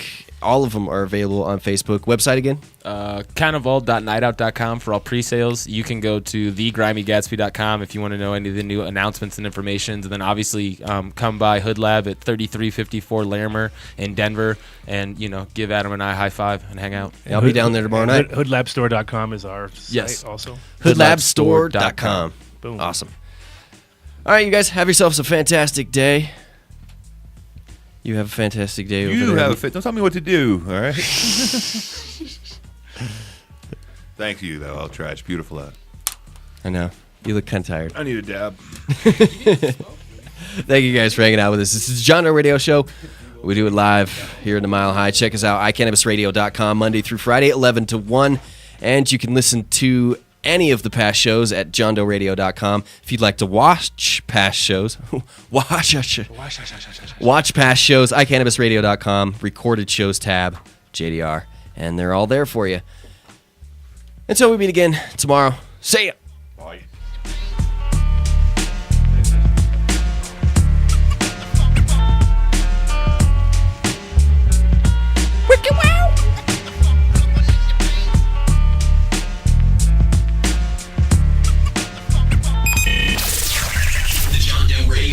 Produced by Charlie Sessions.